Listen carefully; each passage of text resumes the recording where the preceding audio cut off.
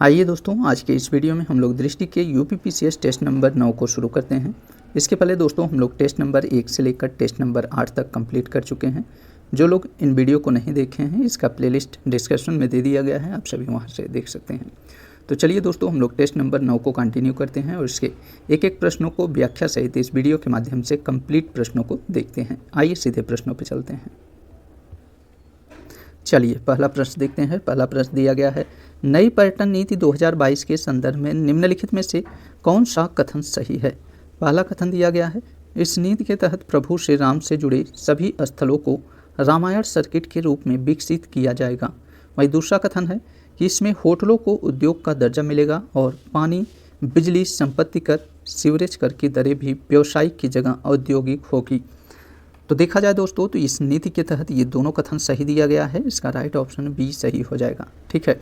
नई पर्यटन नीति की बात करें तो नई पर्यटन नीति 2018 की जगह नई पर्यटन नीति 2022 लाई जाएगी।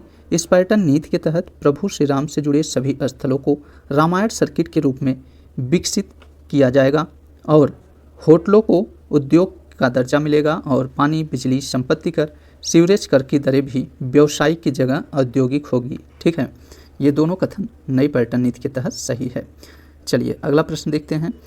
पृथ्वी की त्रिज्या कितनी है। तो पृथ्वी की त्रिज्या 6378 किलोमीटर है। ठीक है।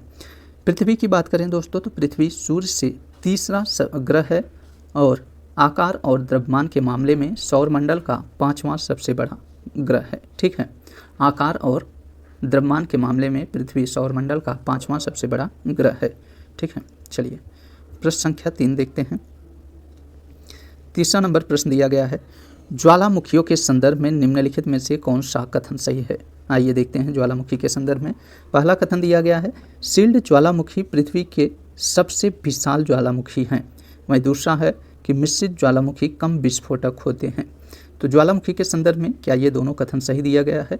तो ध्यान दीजिएगा दोस्तों, शील्ड ज्वालामुखी पृथ्वी के सबसे विशाल ज्वालामुखी हैं, तो ये बिल्कुल सही है। वहीं मिश्रित ज्वालामुखी कम विस्फोटक होते हैं, तो मिश्रित ज्वालामुखी ये अधिक विस्फोटक होते हैं, कम नहीं होते। ठीक है, इसलिए इसका दूसरा कथन गलत हो जाएगा और पहला कथन इसका सही है।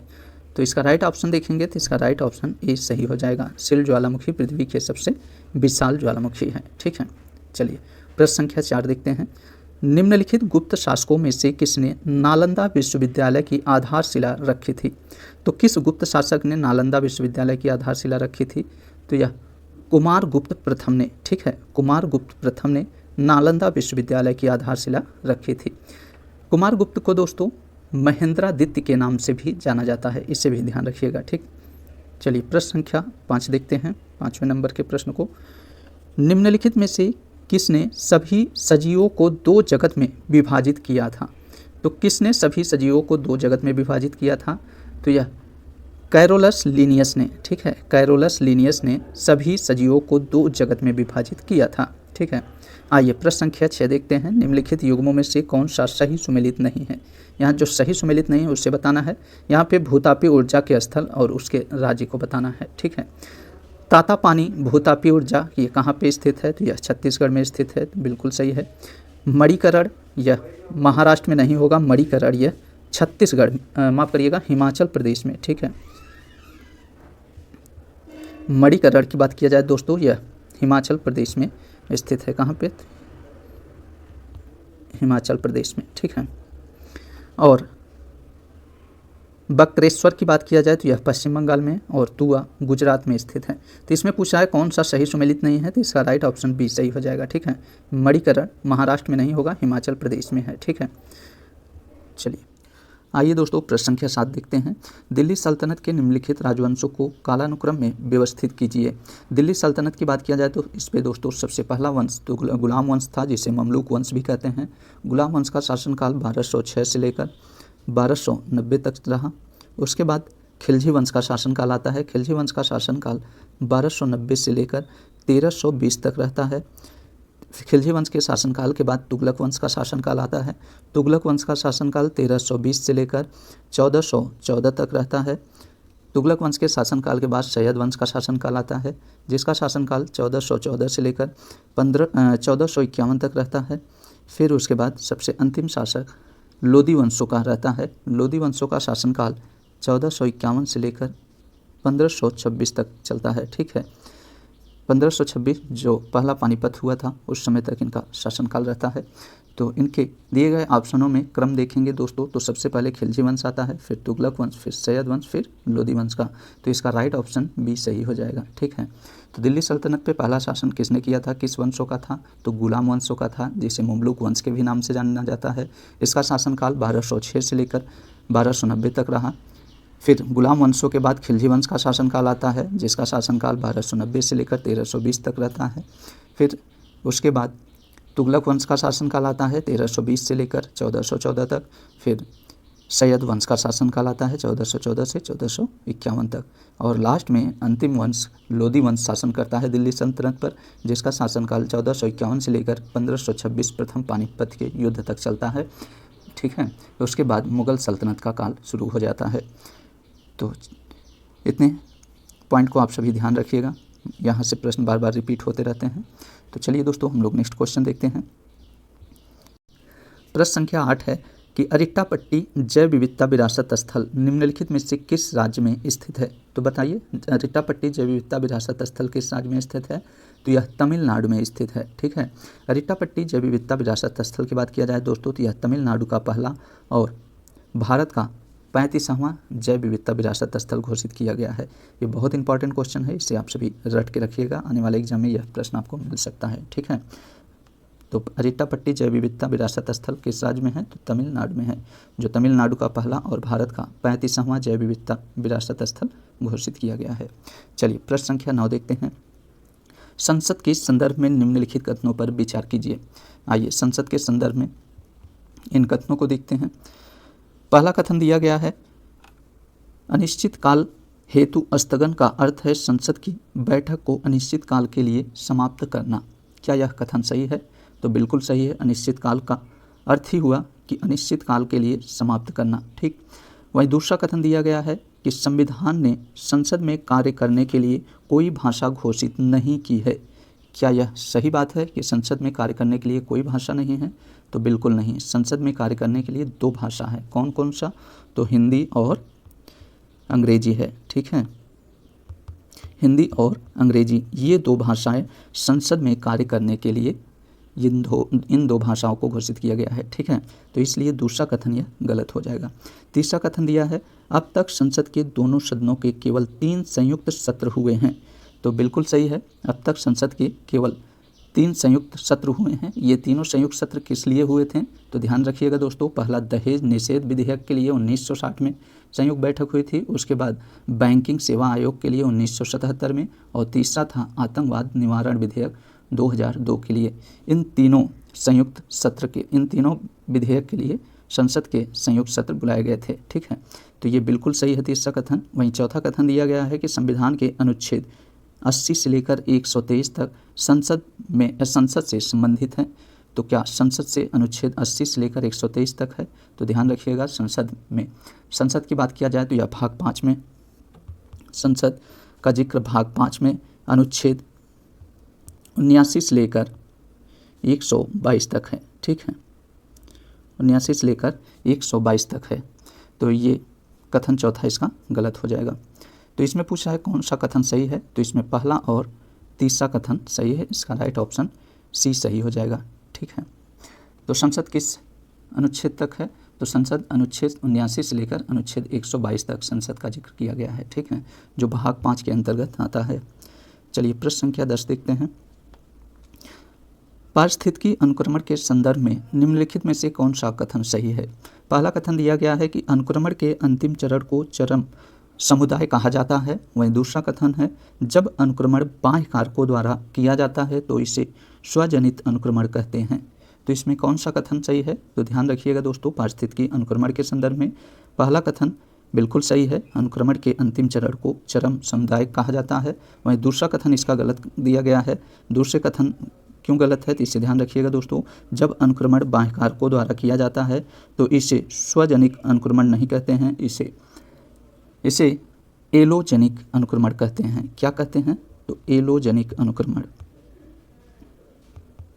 एलोजेनिक अनुक्रमण कहते हैं। तो इसलिए दूसरा कथन इसका गलत हो जाएगा। इसका राइट ऑप्शन ए सही हो जाएगा, केवल कथन एक सही है। ठीक है, चलिए प्रश्न संख्या 11 देखते हैं।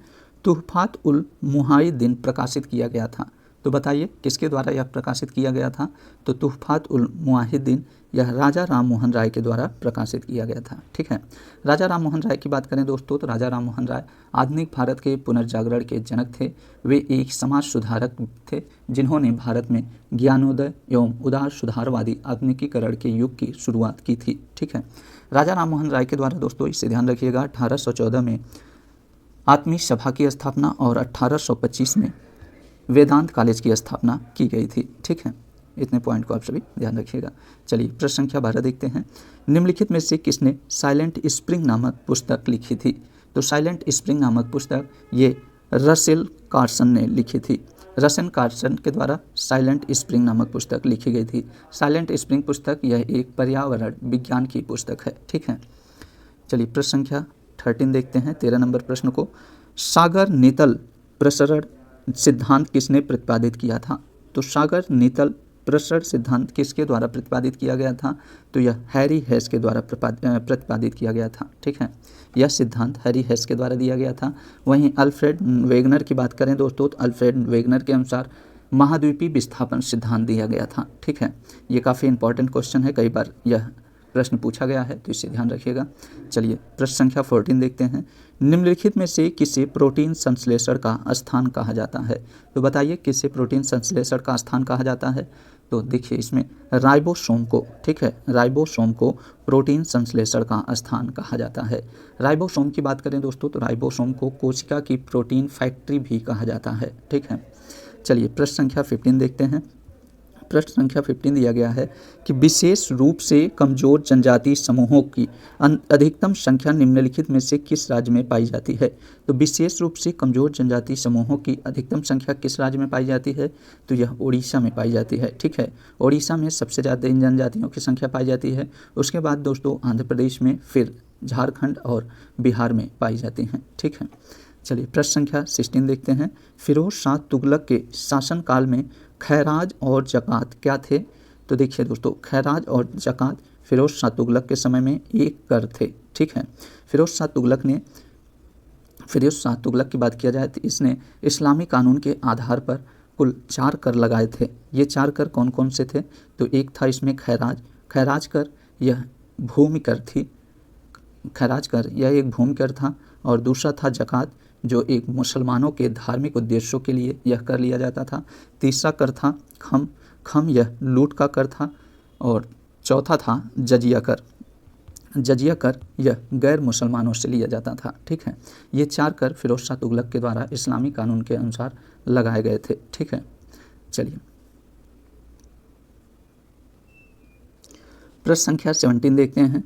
निम्नलिखित में से किसने भारत में मानव हाथी संघर्ष को रोकने के लिए मधुमक्खी बाड़ बनाने की एक अनूठी परियोजना शुरू की थी। तो किसके द्वारा मानव हाथी संघर्ष को रोकने के लिए मधुमक्खी बाड़ बनाने की अनूठी परियोजना शुरू की गई थी। तो यह खादी और ग्रामोद्योग आयोग के द्वारा। ठीक है, खादी और ग्रामोद्योग के द्वारा मानव हाथी संघर्ष को रोकने के लिए मधुमक्खी बाड़ बनाने की परियोजना शुरू की गई थी। ठीक है, 18 प्रश्न देखते हैं। 18 नंबर प्रश्न को। सर्वप्रथम न्यायिक सक्रियता की अवधारणा निम्नलिखित में से किस देश में विकसित हुई थी। तो देखिए सर्वप्रथम न्यायिक सक्रियता यह संयुक्त राज्य अमेरिका में विकसित हुई थी। ठीक है, वायुमंडल में आर्गन का प्रतिशत है। तो वायुमंडल में आर्गन का कितना प्रतिशत है दोस्तों। तो वायुमंडल में आर्गन का कुल 0.93% है। ठीक है, और वायुमंडल में सबसे ज़्यादा कौन सी गैस पाई जाती है। तो ध्यान रखिएगा, सबसे ज़्यादा गैस नाइट्रोजन पाई जाती है, जिसकी संख्या जो कितने प्रतिशत का होता है। तो 78.08% पाया जाता है। ठीक है, वायुमंडल में सबसे ज़्यादा नाइट्रोजन पाया जाता है जो 78.8% है। वहीं ऑक्सीजन 20.95% होता है जो दूसरे स्थान पे आता है। वायुमंडल का दूसरा सबसे ज़्यादा गैस ऑक्सीजन है जो 20.95% है। और आर्गन तीसरे स्थान पे आता है जो 0.93% पाया जाता है। ठीक है, और ये चौथा की बात करें तो दोस्तों इसमें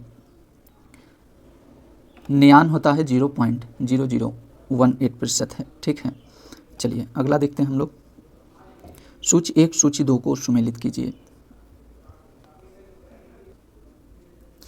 यहाँ 1857 के विद्रोह के केंद्र और उसके नेतृत्वकर्ता को बताना है। आइए इस सूची को मैच कराते हैं। लखनऊ में 1857 के विद्रोहकर्ता के नेतृत्वकर्ता कौन थे? तो यह बेगम हजरत महल। ठीक है। फैजाबाद की बात किया जाए दोस्तों, फैजाबाद में मौलवी अहमदुल्ला थे और बरेली में खान बहादुर और बागपत में शाह मल थे। ठीक है। इसका राइट ऑप्शन देखेंगे तो इसका राइट ऑप्शन सी सही हो जाएगा। चलिए प्रश्न संख्या 21 देखते हैं। निम्नलिखित में से किसने वैश्विक समुद्र स्तर में वृद्धि और इसके प्रभाव शीर्षक से रिपोर्ट प्रकाशित की है? तो किसने वैश्विक समुद्र स्तर में वृद्धि और इसके प्रभाव शीर्षक से रिपोर्ट जारी की है? तो यह विश्व मौसम विज्ञान संगठन ने। ठीक है। विश्व मौसम विज्ञान संगठन के अनुसार वैश्विक समुद्र स्तर में वृद्धि और इसके प्रभाव शीर्षक से रिपोर्ट प्रकाशित की गई है। ठीक। चलिए प्रश्न संख्या 22 देखते हैं। सूची 1 को सूची 2 से सुमेलित करती है। यहाँ पे समितियाँ और उसके सदस्यों को मैच कराना है। आइए देखते हैं। लोक लेखा समिति में कितने सदस्य होते हैं? तो लोक लेखा समिति में दोस्तों कुल 22 सदस्य होते हैं। वही प्राक्कलन समिति में कुल 30 सदस्य होते हैं। सदस्यों के वेतन और भत्तों संबंधी संयुक्त यह इसमें इस समिति में कितने सदस्य होते हैं? तो इसमें 15 सदस्य होते हैं और पुस्तकालय समिति में कुल 9 सदस्य होते हैं। ठीक है। तो इसका राइट ऑप्शन देखेंगे तो इसका राइट ऑप्शन भी सही हो जाएगा। यहाँ ध्यान रखिएगा दोस्तों, लोक लेखा समिति की बात करें तो लोक लेखा समिति में कुल 22 सदस्य होते हैं। इन 22 सदस्यों में से 15 सदस्य लोकसभा से और 7 सदस्य राज्यसभा से चुनकर आते हैं। ठीक है। लोक लेखा समिति में कुल 22 सदस्य होते हैं जिसमें 15 सदस्य लोकसभा से और 7 सदस्य राज्यसभा के होते हैं। ठीक। और वहीं पे प्राक्कलन समिति की बात करें तो प्राक्कलन समिति में कुल 30 सदस्य होते हैं। प्राक्कलन समिति में सभी सदस्य लोकसभा से चुने जाते हैं। ठीक है। ये 30 सदस्य लोकसभा से चुने जाते हैं, इससे ध्यान रखिएगा। और सबसे बड़ी समिति प्राक्कलन समिति ही है, इसे भी ध्यान रखिएगा। ठीक है। और सदस्यों के वेतन और भत्तों संबंधी संयुक्त समिति की बात करें तो इसमें 15 सदस्य होते हैं। ये 15 सदस्य में 10 सदस्य लोकसभा के और 5 सदस्य राज्यसभा के इसमें होते हैं। ठीक है। और पुस्तकालय समिति में 9 सदस्य टोटल होते हैं। 9 सदस्य में से 6 सदस्य लोकसभा के और 3 सदस्य राज्यसभा के होते हैं। ठीक है। चलिए 22 नंबर प्रश्न देखते हैं। बृहत क्षरण के संदर्भ में निम्नलिखित में से कौन सा कथन सही है? बृहत क्षरण, इसके संदर्भ में देखें तो पहला कथन दिया है कि अपक्षय इसके लिए पूर्वापेक्षा नहीं है। वहीं दूसरा कथन है कि बहता जल, हिमनद, वायु लहरें और धाराएं जैसे कोई भू आकृति एजेंट इस प्रक्रिया में भाग नहीं लेते हैं। तो बृहत क्षरण के संदर्भ में ये दोनों कथन सही दिया गया है दोस्तों, इसका राइट ऑप्शन बी सही हो जाएगा। ठीक है। बृहत क्षरण के अनुसार अक्षय इसके लिए पूर्वापेक्षा नहीं है और बहता जल, हिमनद, वायु लहरें और धाराएं जैसे कोई भू आकृतिक एजेंट इस प्रक्रिया में भाग नहीं लेते हैं। ठीक है। प्रश्न संख्या 24 देखते हैं। निम्नलिखित में से कौन सा ब्रायोफाइट है? तो ब्रायोफाइट कौन सा है इसमें? तो काई है। ठीक है। काई एक ब्रायोफाइट है। ब्रायोफाइट, इन्हें पादप जगत का उभयचर कहा जाता है। ठीक है। तो इसका राइट ऑप्शन डी सही हो जाएगा। काई इसमें ब्रायोफाइट के अंतर्गत आता है। ठीक है। पन्ना और नगला कौन सी बस्तियां हैं? तो पन्ना और नगला यह पल्ली बस्तियां हैं। ठीक है। पल्ली ग्रामीण बस्ती के प्रकार होते हैं। ठीक। तो पन्ना और नगला ये पल्ली बस्तियां हैं। अलाउद्दीन खिलजी के संदर्भ में आइए नेक्स्ट देखते हैं। अलाउद्दीन खिलजी के संदर्भ में निम्नलिखित में से कौन सा कथन सही है? पहला कथन दिया गया है कि उसने सिकंदर ए सानी की उपाधि धारण की, जिसका अर्थ है दूसरा सिकंदर। वहीं दूसरा कथन है कि अलाउद्दीन ने दिल्ली और उसके आसपास के इलाकों में शराब और जुए पर सख्त प्रतिबंध लगा दिया।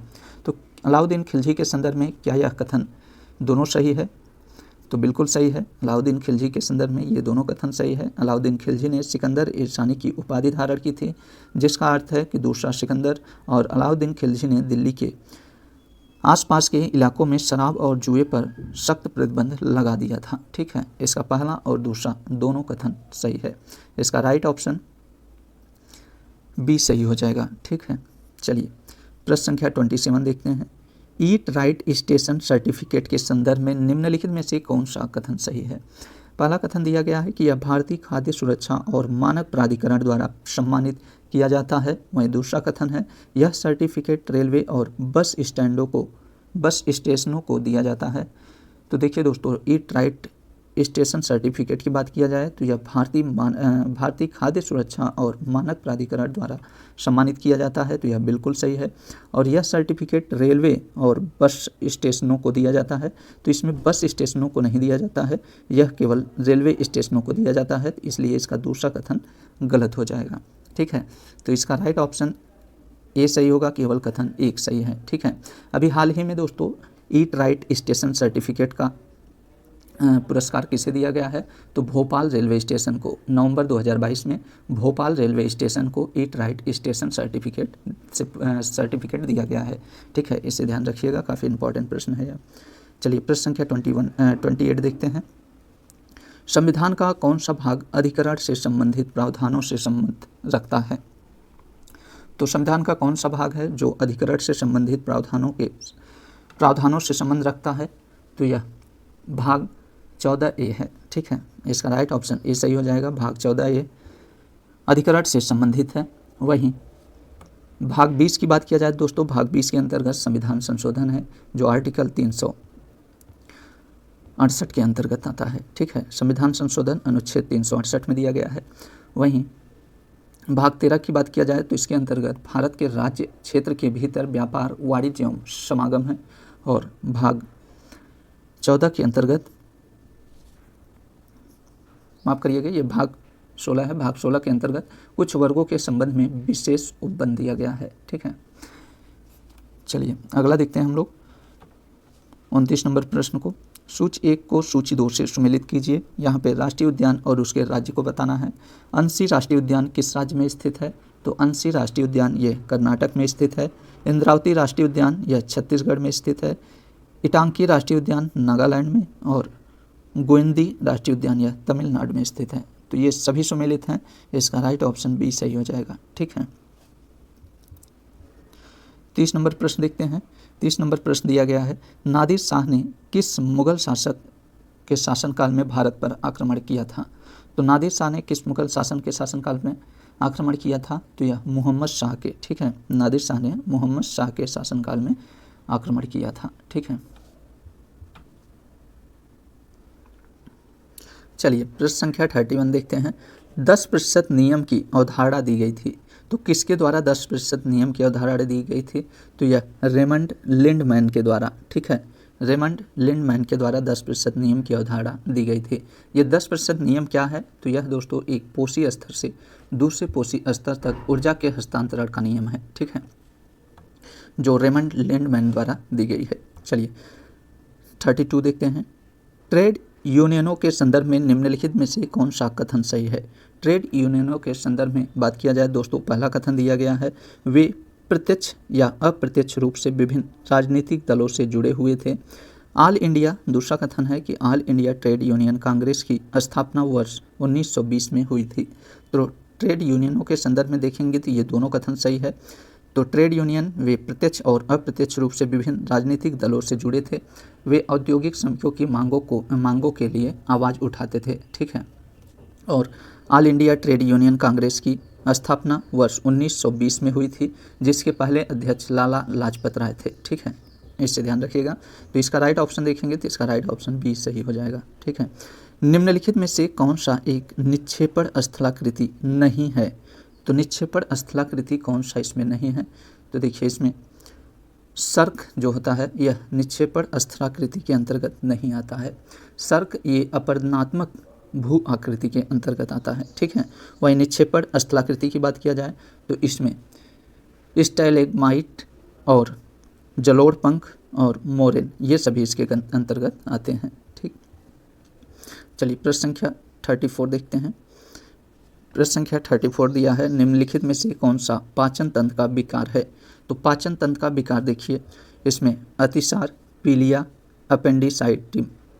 अपेंडिसाइटिस ये सभी हैं। ठीक है, इसका राइट ऑप्शन डी सही हो जाएगा, उपर्युक्त सभी। ठीक, क्षेत्रीय ग्रामीण बैंकों के संदर्भ में निम्नलिखित में से कौन सा कथन सही है?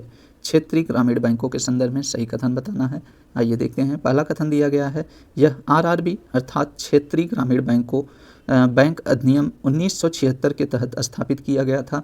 वहीं दूसरा कथन है कि क्षेत्रीय ग्रामीण बैंक में केंद्र सरकार की 75% हिस्सेदारी है।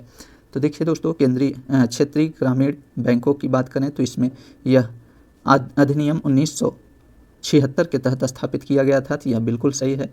वहीं क्षेत्रीय ग्रामीण बैंक में केंद्र सरकार की 75% हिस्सेदारी नहीं है, केंद्र सरकार की हिस्सेदारी 50% है, इसलिए दूसरा कथन गलत हो जाएगा। ठीक है।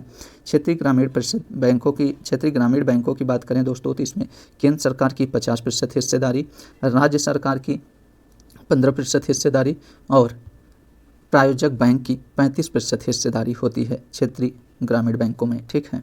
तो इसका सही आंसर देखेंगे तो इसका सही आंसर ए हो जाएगा। ऑप्शन केवल एक सही है। ठीक है। चलिए प्रश्न संख्या 36 देखते हैं। निम्नलिखित में से कौन सा युद्ध बाबर ने लड़ा था? तो बाबर कौन से युद्ध लड़े थे इसमें?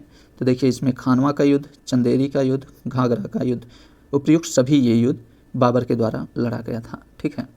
खानवा के युद्ध की बात किया जाए दोस्तों, खानवा के युद्ध बाबर ने 1527 में लड़ा था। उसके बाद खानवा के युद्ध के बाद चंदेरी का युद्ध हुआ था जो 1528 में, फिर घाघरा का युद्ध 1529 में हुआ था। ठीक है। चलिए, सरस 3 रेडियो टेलीस्कोप निम्नलिखित में से किस राज्य एवं केंद्र शासित में स्थित है? तो यह किस राज्य एवं केंद्र शासित में स्थित है? तो यह कर्नाटक में स्थित है। ठीक है। यह रेडियो टेलीस्कोप कर्नाटक राज्य में स्थित है। ठीक है। इसका उद्देश्य क्या है?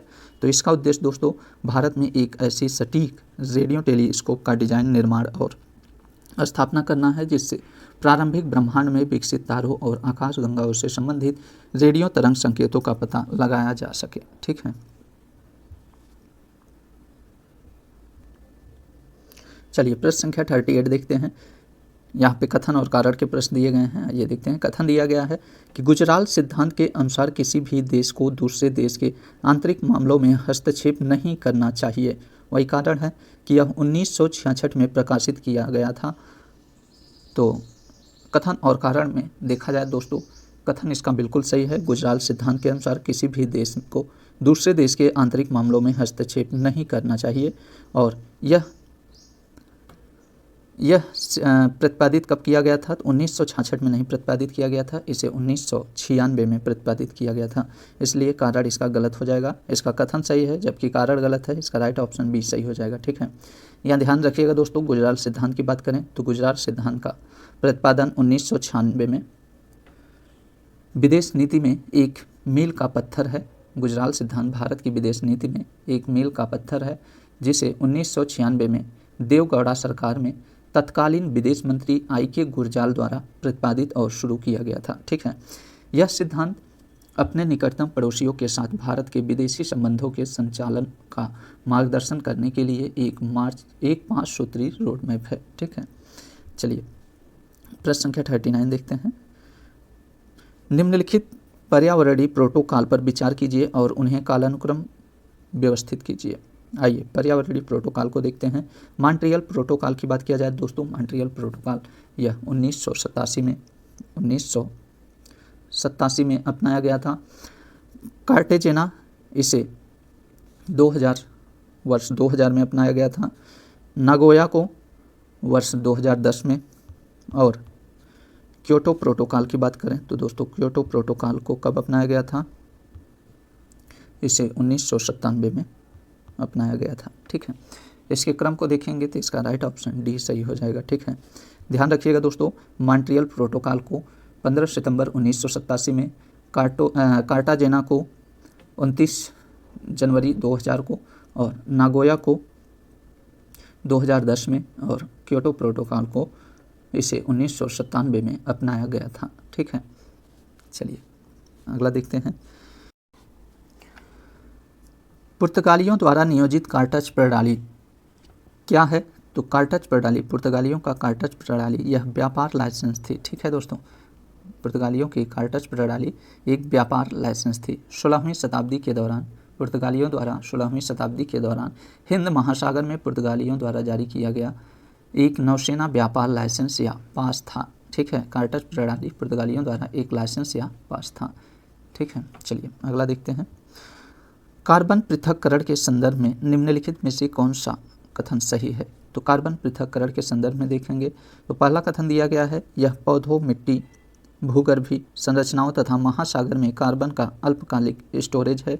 वहीं दूसरा कथन दिया गया है कि कार्बन पृथक्करण स्वाभाविक रूप से मानव जनित गतिविधियों और कार्बन के स्टोरेज को संदर्भित करता है। तो देखिए दोस्तों, कार्बन पृथक्करण की बात किया जाए तो इसमें पहला कथन इसका गलत हो जाएगा का यह पौधों, मिट्टी, भूगर्भिक संरचना तथा महासागर में कार्बन का अल्पकालिक स्टोरेज नहीं होता है, यह दीर्घकालिक स्टोरेज होता है। ठीक है, इसलिए पहला कथन गलत हो जाएगा। वहीं दूसरा कथन इसका बिल्कुल सही है। कार्बन पृथक्करण स्वाभाविक रूप से मानव जनित गतिविधियों और कार्बन के स्टोरेज को संदर्भित करता है। ठीक है, तो इसका राइट ऑप्शन सी सही होगा, केवल कथन 2 सही है। ठीक, चलिए 42 प्रश्न देखते हैं। मंत्रिमंडल राज्य के जहाज का स्टीयरिंग व्हील है। निम्नलिखित में से यह टिप्पणी किसके द्वारा की गई थी? तो यह टिप्पणी रैमजे मेयर के द्वारा की गई थी। ठीक है, रैमजे मेयर ने मंत्रिमंडल राज्य के जहाज का स्टीयरिंग व्हील कहा है। ठीक है, निम्नलिखित युग्मों में से कौन सा एक सही सुमेलित नहीं है? जो इसमें सही सुमेलित नहीं है उसे बताना है। यहाँ वायुमंडलीय परतें और उसकी ऊंचाई का विस्तार बताना है। आइए देखते हैं। क्षोभ मंडल ये 18 किलोमीटर के अंतर्गत आता है। समताप मंडल 50 किलोमीटर तक, और मध्य मंडल ये 120 किलोमीटर नहीं, यह मध्य मंडल की बात किया जाए दोस्तों यह 80 किलोमीटर के अंतर्गत आता है। ठीक है, इसलिए इसका बी वाला कथन गलत हो जाएगा, सी वाला इसका ऑप्शन गलत है। और आयन मंडल की बात किया जाए तो यह 400 किलोमीटर के अंतर्गत आता है। तो इसमें पूछ रहा है कौन सही सुमेलित नहीं है, तो इसका राइट ऑप्शन सी सही हो जाएगा। ठीक है, चलिए देखिए दोस्तों, यहाँ पे ध्यान रखिएगा, आयन मंडल के अंतर्गत ओजोन परत पाया जाता है। ठीक है, आयन मंडल के अंतर्गत ओजोन परत पाया जाता है, इसे ध्यान रखिएगा।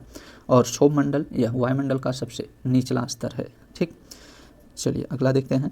निम्नलिखित में से कौन सा गैलेक्टोज तथा ग्लूकोज से बना एक डाइसैकराइड है? तो यह लैक्टोज है। ठीक है, गैलेक्टोज तथा ग्लूकोज से बना एक डाइसैकराइड यह लैक्टोज है। चलिए अगला देखते हैं प्रश्न संख्या 45 को।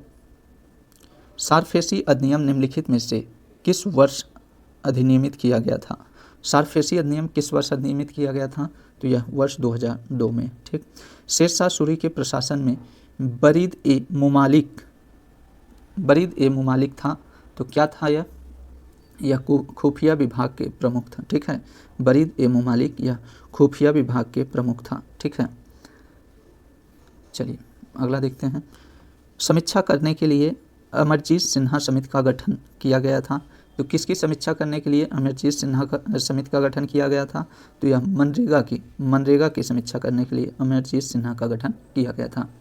मनरेगा अर्थात महात्मा गांधी राष्ट्रीय ग्रामीण रोजगार गारंटी अधिनियम के कार्यान्वयन की समीक्षा करने के लिए अमरजीत सिन्हा के गठन किया गया था। ठीक है, मनरेगा की स्थापना 2005 में हुई थी, इसे भी ध्यान रखिएगा। ठीक, चलिए प्रश्न संख्या 48 देखते हैं। निम्नलिखित में से कौन सा रेत खनन का पर्यावरणीय परिणाम नहीं है? तो कौन सा इसमें खनन पर्यावरणीय परिणाम नहीं है? तो देखिए दोस्तों, इसमें नदी के कटाव को कम करना यह रेत खनन का पर्यावरणीय परिणाम नहीं है। ठीक है, इसमें देखिए रेत खनन परिणाम की बात किया जाए, पर्यावरणीय परिणाम की, तो इसमें तटीय पारिस्थितिकी तंत्र को नुकसान होता है इससे, और सड़क और पुलों को नुकसान, भूजल तालिकाओं की कमी और नदी का कटाव बढ़ जाता है। इसमें कम नहीं होता है, इसमें नदी के कटाव बढ़ जाते हैं, अधिक हो जाते हैं। ठीक है, तो इसलिए इसमें पूछ रहा है रेत खनन का पर्यावरणीय परिणाम नहीं है, तो इसका राइट ऑप्शन डी सही है। ठीक है, चलिए प्रश्न संख्या 49 देखते हैं। इलाहाबाद की संधि के संदर्भ में निम्नलिखित में से कौन सा कथन सही नहीं है? जो सही नहीं है उसे बताना है। पहला कथन दिया गया है कि इसने बंगाल में द्वैध शासन को समाप्त कर दिया गया था। दूसरा कथन है कंपनी को बंगाल, बिहार और उड़ीसा के दीवानी अधिकार प्राप्त हुए थे। तो कौन सा इसमें कथन सही नहीं है? तो देखिए दोस्तों, इसमें इलाहाबाद की संधि के दौरान कंपनी को बंगाल, बिहार और उड़ीसा के दीवानी अधिकार प्राप्त हुए थे। ठीक है, यह कथन बिल्कुल सही है।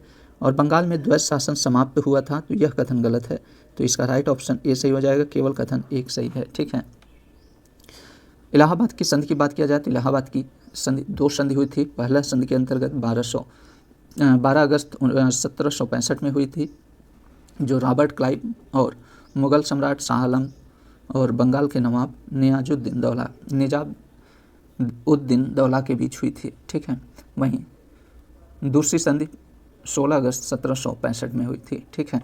इस संधि के अनुसार, इलाहाबाद संधि के अनुसार, बंगाल में द्वैत शासन समाप्त नहीं हुआ था, इसमें बंगाल में द्वैत शासन स्थापित किया गया था। इलाहाबाद संधि के अनुसार बंगाल में द्वैत शासन स्थापित किया गया था। ठीक है। और इसी संधि के दौरान कंपनी को बंगाल, बिहार और उड़ीसा के दीवानी अधिकार प्राप्त हुए थे। ठीक। तो इसका पूछा है कौन सा कथन सही नहीं है, तो इसका पहला ऑप्शन सही हो जाएगा, केवल कथन एक सही नहीं है। ठीक है। चलिए 50 नंबर प्रश्न देखते हैं। बायो रेमेडिएशन के संदर्भ में निम्नलिखित में से कौन सा कथन सही है। पहला कथन है कि इसका उपयोग दूषित भूजल को साफ करने के लिए किया जाता है। वहीं दूसरा है यह हमेशा संदूषण के स्थल पर किया जाता है। तो देखिए बायो रेमेडिएशन की बात किया जाए तो इसका पहला कथन बिल्कुल सही है कि इसका उपयोग दूषित भूजल को साफ करने के लिए किया जाता है। बायो रेमेडिएशन दोस्तों, इसका उपयोग तेल, रिसाव या दूषित भूजल को साफ करने के लिए किया जाता है। वहीं यह हमेशा संदूषण के स्थल पर किया जाता है। तो देखिए यह हमेशा संदूषण के स्थल से दूर किया जाता है। ठीक है। इसलिए इसका दूसरा कथन गलत हो जाएगा। इसका राइट ऑप्शन ए सही होगा, केवल कथन एक सही है। ठीक है। चलिए अगला प्रश्न देखते हैं। यूपी वृद्धावस्था पेंशन के संदर्भ में निम्नलिखित में से कौन सा कथन सही है। पहला कथन है कि जिनकी उम्र 60 वर्ष से अधिक है वे इस योजना के लिए आवेदन कर सकते हैं। वहीं दूसरा कथन है कि अन्य पेंशन योजनाओं से लाभ प्राप्त करने वाले आवेदक भी पात्र हैं। तो देखिए यूपी वृद्धावस्था पेंशन योजना के तहत पहला कथन बिल्कुल सही है। इसमें 60 वर्ष से अधिक की उम्र वाले लोग इसको आवेदन कर सकते हैं इस योजना के लिए। वहीं अन्य पेंशन योजनाओं से लाभ प्राप्त करने वाले आवेदक इसमें पात्र नहीं हैं। ठीक है। इसलिए यह दूसरा कथन गलत हो जाएगा। इसका राइट ऑप्शन ए सही होगा, केवल कथन एक सही है। ठीक। चलिए प्रश्न संख्या 52 देखते हैं। उत्तर प्रदेश बेरोजगारी भत्ता 2022 योजना के विषय में इसमें कौन सा इसके संदर्भ में सही है, आइए देखते हैं। आवेदक के पास स्नातक प्रमाण पत्र होना चाहिए। आयु सीमा 25 से 40 वर्ष के बीच होनी चाहिए। देखिए उत्तर प्रदेश बेरोजगारी भत्ता 2022 योजना के तहत आवेदक के पास स्नातक के प्रमाण पत्र नहीं, हाई स्कूल के प्रमाण पत्र होना चाहिए। इसलिए पहला कथन गलत हो गया। वहीं इस योजना के लिए आयु सीमा 25 से 40 वर्ष के बीच होनी चाहिए, तो यह बिल्कुल सही है। इसका राइट ऑप्शन सी सही होगा, केवल कथन 2 सही है। ठीक है। यहाँ पे 1-2 पॉइंट और देख लीजिए दोस्तों। उत्तर प्रदेश बेरोजगारी भत्ता 2022 योजना के तहत आवेदक के पास 10वीं पास प्रमाण पत्र होना चाहिए, उसकी आयु 25 से 40 वर्ष होनी चाहिए और उसे प्रति वर्ष 1000 रुपये प्रदान किए जाएंगे। ठीक है। माफ़ करिएगा, प्रति वर्ष नहीं, प्रति माह होगा। ठीक है। प्रत्येक माह इसे 1000 रुपये प्रदान किए जाएंगे और आवेदक का नाम रोजगार कार्यालय में पंजीकृत होना चाहिए, इसे भी ध्यान रखिएगा। ठीक है। चलिए प्रश्न संख्या 53 देखते हैं। तापमान के व्युत्क्रमण के संदर्भ में निम्नलिखित में से कौन सा कथन सही है। तापमान के व्युत्क्रमण के संदर्भ में देखा जाए तो पहला कथन दिया है, इससे घटित होने के लिए साफ आसमान और शांत वायु वाली लंबी सर्दियों की रात की आवश्यकता होती है, तो बिल्कुल सही है। वहीं दूसरा कथन है कि घना कोहरा इसके प्रमुख परिणामों में से एक है, तो ये भी कथन सही है। इसका राइट ऑप्शन बी सही हो जाएगा। ठीक है। अगला प्रश्न है, निम्नलिखित में से कौन से कारक वाष्पीकरण को प्रभावित करते हैं। तो कौन से कारक है जो वाष्पीकरण को प्रभावित करते हैं। तो देखिए दोस्तों इसमें भूतल क्षेत्र में वृद्धि, आर्द्रता में कमी, तापमान में वृद्धि, उपयुक्त सभी ये कारक वाष्पीकरण को प्रभावित करते हैं। ठीक है। चलिए प्रश्न संख्या 55 देखते हैं। सांविधिक चल निधि अनुपात अर्थात SLR के संबंध में निम्नलिखित में से कौन सा सही नहीं है। SLR से संबंधित कौन सा सही नहीं है उससे बताना है। तो आइए देखते हैं। पहला कथन दिया गया है, यह वह राशि है जो एक अनुसूचित वाणिज्यिक बैंक को अपने पास रखनी होती है, तो यह बिल्कुल सही है। दूसरा कथन दिया गया है कि इसे बैंकिंग विनिमय अधिनियम 1949 के तहत परिभाषित किया गया है, तो ये भी कथन सही है। और तीसरा कथन है, इसकी गणना प्रतिदिन नेट डिमांड और टाइम लाइबिलिटीज के आधार पर की जाती है, तो ये भी कथन सही है। वहीं चौथा कथन इसका गलत होगा, क्योंकि कोई अधिनियम सीमा नहीं है, लेकिन न्यूनतम सीमा 40% है। तो देखिए दोस्तों, एसएलआर के संबंध में देखेंगे तो इसमें न्यूनतम सीमा नहीं है, यहाँ अधिकतम नहीं होगा, इसमें न्यूनतम सीमा नहीं है, लेकिन अधिकतम सीमा इसकी 40% है। ठीक है, इससे ध्यान रखिएगा, इसलिए इसका डी वाला ऑप्शन करेक्ट हो जाएगा, एसएलआर से यह संबंधित नहीं है। चलिए अगला देखते हैं, निम्नलिखित में से कौन सी अकबर की नीति की विशेषता नहीं थी। तो अकबर की नीति की विशेषता कौन सी नहीं थी, तो देखिए अकबर की नीति की विशेषता मुसलमानों को उच्च नागरिक और सैन्य पद यह नहीं थी, क्योंकि अकबर के शासनकाल में दोस्तों उच्च नागरिक और सैन्य पद पर हिंदुओं को यह पद से हिंदुओं को प्रदान किया गया था। ठीक है, इसलिए इसका राइट ऑप्शन डी सही हो जाएगा। वहीं अकबर की नीति की बात करें तो इसमें इबादत खाना की स्थापना, पूजा की स्वतंत्रता और भूमि अनुदान ये सभी इससे संदर्भित हैं। ठीक है, चलिए प्रश्न संख्या 57 देखते हैं।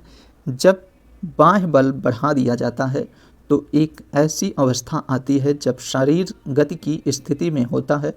इस अवस्था में घर्षण बल अधिक होता है, इस घर्षण को जाना जाता है। तो इससे किस रूप में जाना जाता है, तो इसे सीमांत के रूप में जाना जाता है। ठीक है, जब बाह्य बल बढ़ा दिया जाता है तो एक ऐसी अवस्था आती है जब शरीर गति की स्थिति में होता है, इस अवस्था में घर्षण बल अधिक हो जाता है, इस घर्षण को सीमांत के रूप में जाना जाता है। ठीक है, चलिए प्रश्न संख्या 58 देखते हैं। चैत्य, पूरन, भगत और भर्तृहरि प्रमुख हैं, तो यह क्या है, तो यह एक लोकगीत है। ठीक है, चैत्य, पूरन, भगत और भर्तृहरि ये उत्तर प्रदेश के प्रमुख लोकगीत हैं। ठीक है, इसे ध्यान रखिएगा, ये सभी उत्तर प्रदेश के लोकगीत हैं। चलिए अगला देखते हैं, निम्नलिखित में से कौन सी जनजाति वांगला नृत्य करती है। तो कौन सी जनजाति है जो वांगला नृत्य करती है, यह गारो जनजाति है। गारो जनजाति यह मेघालय में पाई जाती है। इन जनजातियों के द्वारा वांगला नृत्य किया जाता है। ठीक, चलिए अगला देखते हैं, नौटंकी निम्नलिखित में से किस राज्य का सर्वाधिक लोकप्रिय नृत्य है। तो नौटंकी यह उत्तर प्रदेश का सर्वाधिक लोकप्रिय नृत्य है। ठीक है, नौटंकी कहाँ का है, तो यह उत्तर प्रदेश का है। आइए प्रश्न संख्या 61 देखते हैं। IMTR माफ़ करिएगा, IMT त्रिलाट निम्नलिखित में से किन देशों के मध्य एक संयुक्त समुद्री अभ्यास है। तो IMT यह भारत, मोजाम्बिक और तंजानिया की संयुक्त समुद्री अभ्यास है। ठीक है, इसे ध्यान रखिएगा। चलिए उत्तर प्रदेश के महत्वपूर्ण मेलों तथा त्योहारों के संदर्भ में सूची 1 को सूची 2 को सम्मिलित कीजिए। आइए इसे देखते हैं, उत्तर प्रदेश के मेले और उसके स्थान को मैच कराते हैं। देखिए दादरी का पशु मेला यह कहाँ पे लगा है, स्थान इसका कहाँ है, तो दादरी पशु मेला ये बलिया में आयोजित होता है।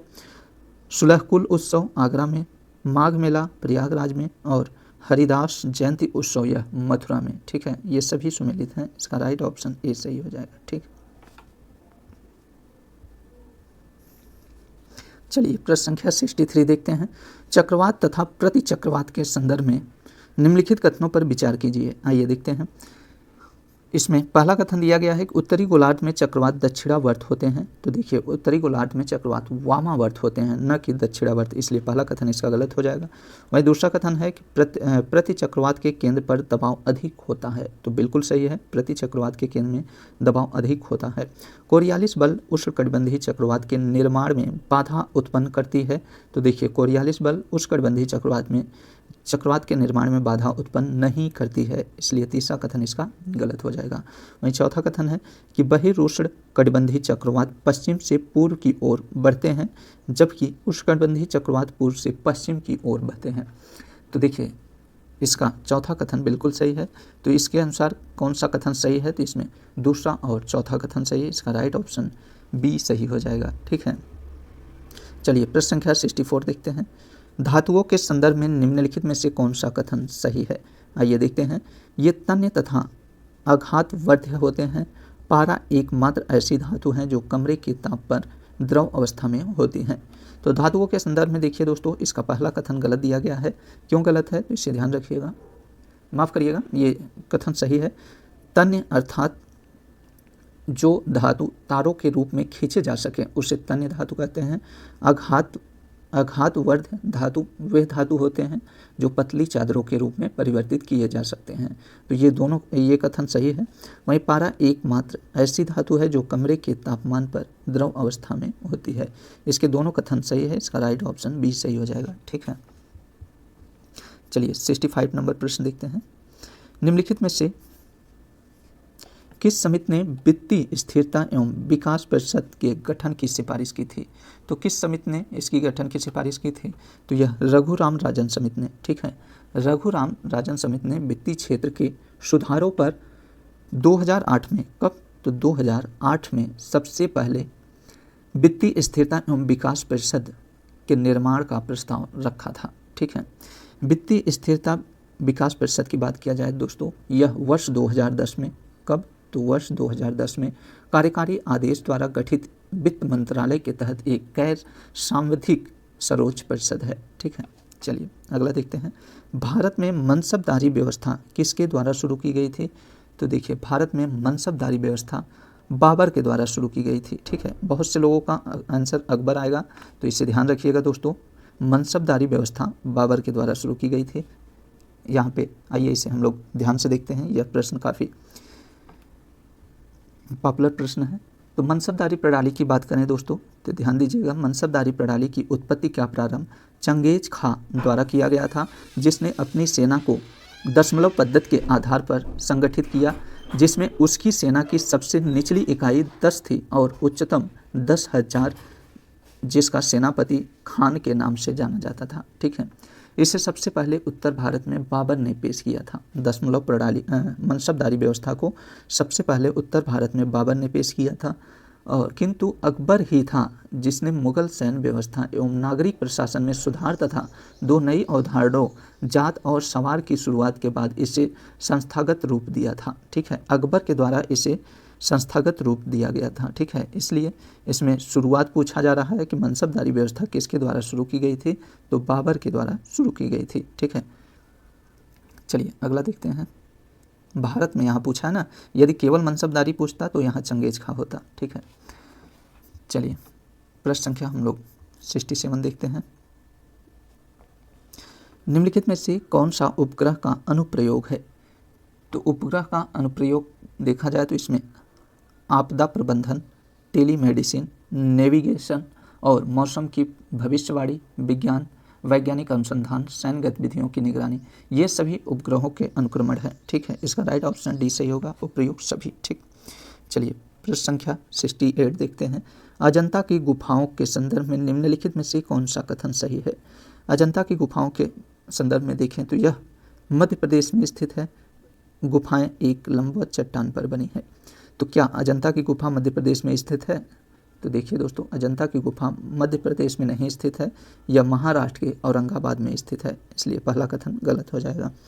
गुफा एक लंबवत चट्टान पर बनी है, तो यह बिल्कुल सही है, अजंता की गुफा एक लंबवत चट्टान में बनी है। ठीक, इसका राइट ऑप्शन सी सही हो जाएगा, केवल कथन 2 सही है। ठीक है, आइए प्रश्न संख्या 69 देखते हैं। ब्राह्मणी लिपि को 1837 में निम्नलिखित में से किसके द्वारा पढ़ा गया था? तो ब्राह्मणी लिपि को सर्वप्रथम जेम्स प्रिंसप के द्वारा पढ़ा गया था। ठीक है, सूची 1 को सूची 2 से सुमेलित कीजिए। आइए सूर्य मंदिर और उसके राज्य को देखते हैं, कौन सी सूर्य मंदिर किस राज्य में अवस्थित है। ठीक है, मोढेरा सूर्य मंदिर की बात किया जाए दोस्तों, मोढेरा सूर्य मंदिर यह गुजरात में स्थित है, और सूर्य नारायण यह मंदिर आंध्र प्रदेश में स्थित है। कोडार्क सूर्य मंदिर उड़ीसा में स्थित है, और मार्तंड सूर्य मंदिर जो अभी हाल ही में चर्चा में है, यह जम्मू और कश्मीर में स्थित है। ठीक है, इसका राइट ऑप्शन डी सही हो जाएगा। ठीक है, इसे ध्यान रखिएगा दोस्तों, मार्तंड सूर्य मंदिर जम्मू कश्मीर में स्थित है। यह करंट में भी प्रश्न चल रहा है, तो यह प्रश्न पूछा जा सकता है। ठीक है, बाकी आप सभी देख ही लिए, मोढेरा सूर्य मंदिर आंध्र प्रदेश गुजरात, और सूर्य नारायण ये आंध्र प्रदेश, कोडार्क उड़ीसा और मार्तंड जम्मू कश्मीर में स्थित है। ठीक, चलिए प्रश्न संख्या 71 देखते हैं। उत्तर प्रदेश की महत्वपूर्ण कला और शिल्प के संदर्भ में सूची 1 को सूची 2 से सुमेलित करिए। आइए देखते हैं।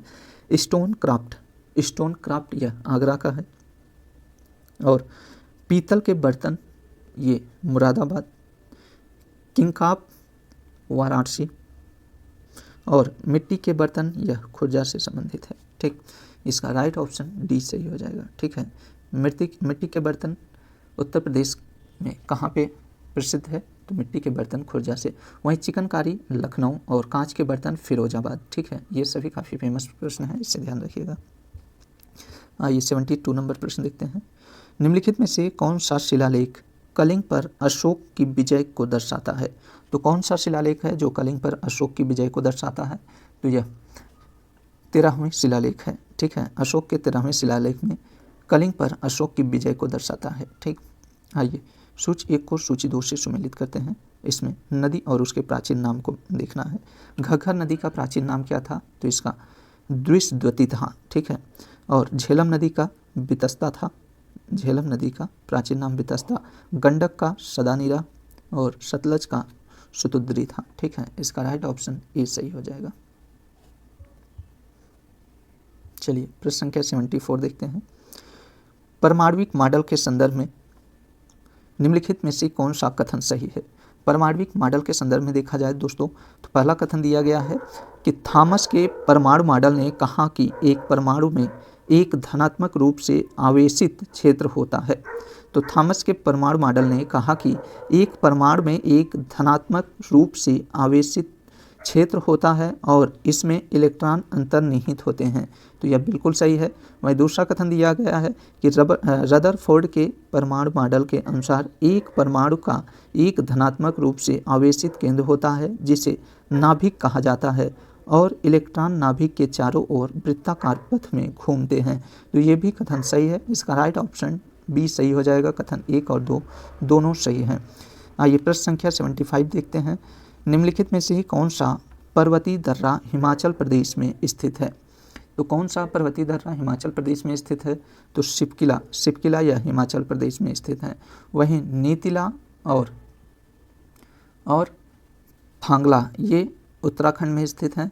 नाथुला यह सिक्किम में स्थित है। ठीक है, इसे ध्यान रखिएगा। चलिए अगला देखते हैं।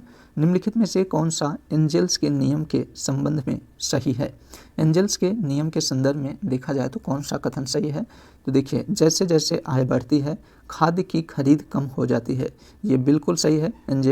एंजल्स के नियम के अनुसार पहला कथन इसका एक राइट है। जैसे जैसे आय बढ़ती है खाद्यान्न की खरीद कम हो जाती है। ठीक है, चलिए प्रश्न संख्या 77 देखते हैं। निम्नलिखित में से कौन अकबर के दरबार के विद्वान में शामिल थे? तो कौन थे जो अकबर के दरबार में विद्वानों में शामिल थे? तो देखिए, इसमें अब्दुल अर कादीन बदायनी और अबुल फजल इब्न मुबारक ये दोनों लोग अकबर के दरबार के विद्वानों में शामिल थे। इसका राइट ऑप्शन डी सही हो जाएगा। ठीक है, चलिए अगला देखते हैं। माइक्रोवेव के संदर्भ में कौन सा कथन सही है? पहला कथन दिया गया है कि इनकी तरंग दैर्घ्य कम होती है। वहीं दूसरा कथन है वे तारों द्वारा उत्सर्जित होते हैं। माइक्रोवेव की बात किया जाए दोस्तों, तो इसकी तरंग दैर्घ्य कम होती है। तो यह बिल्कुल सही है।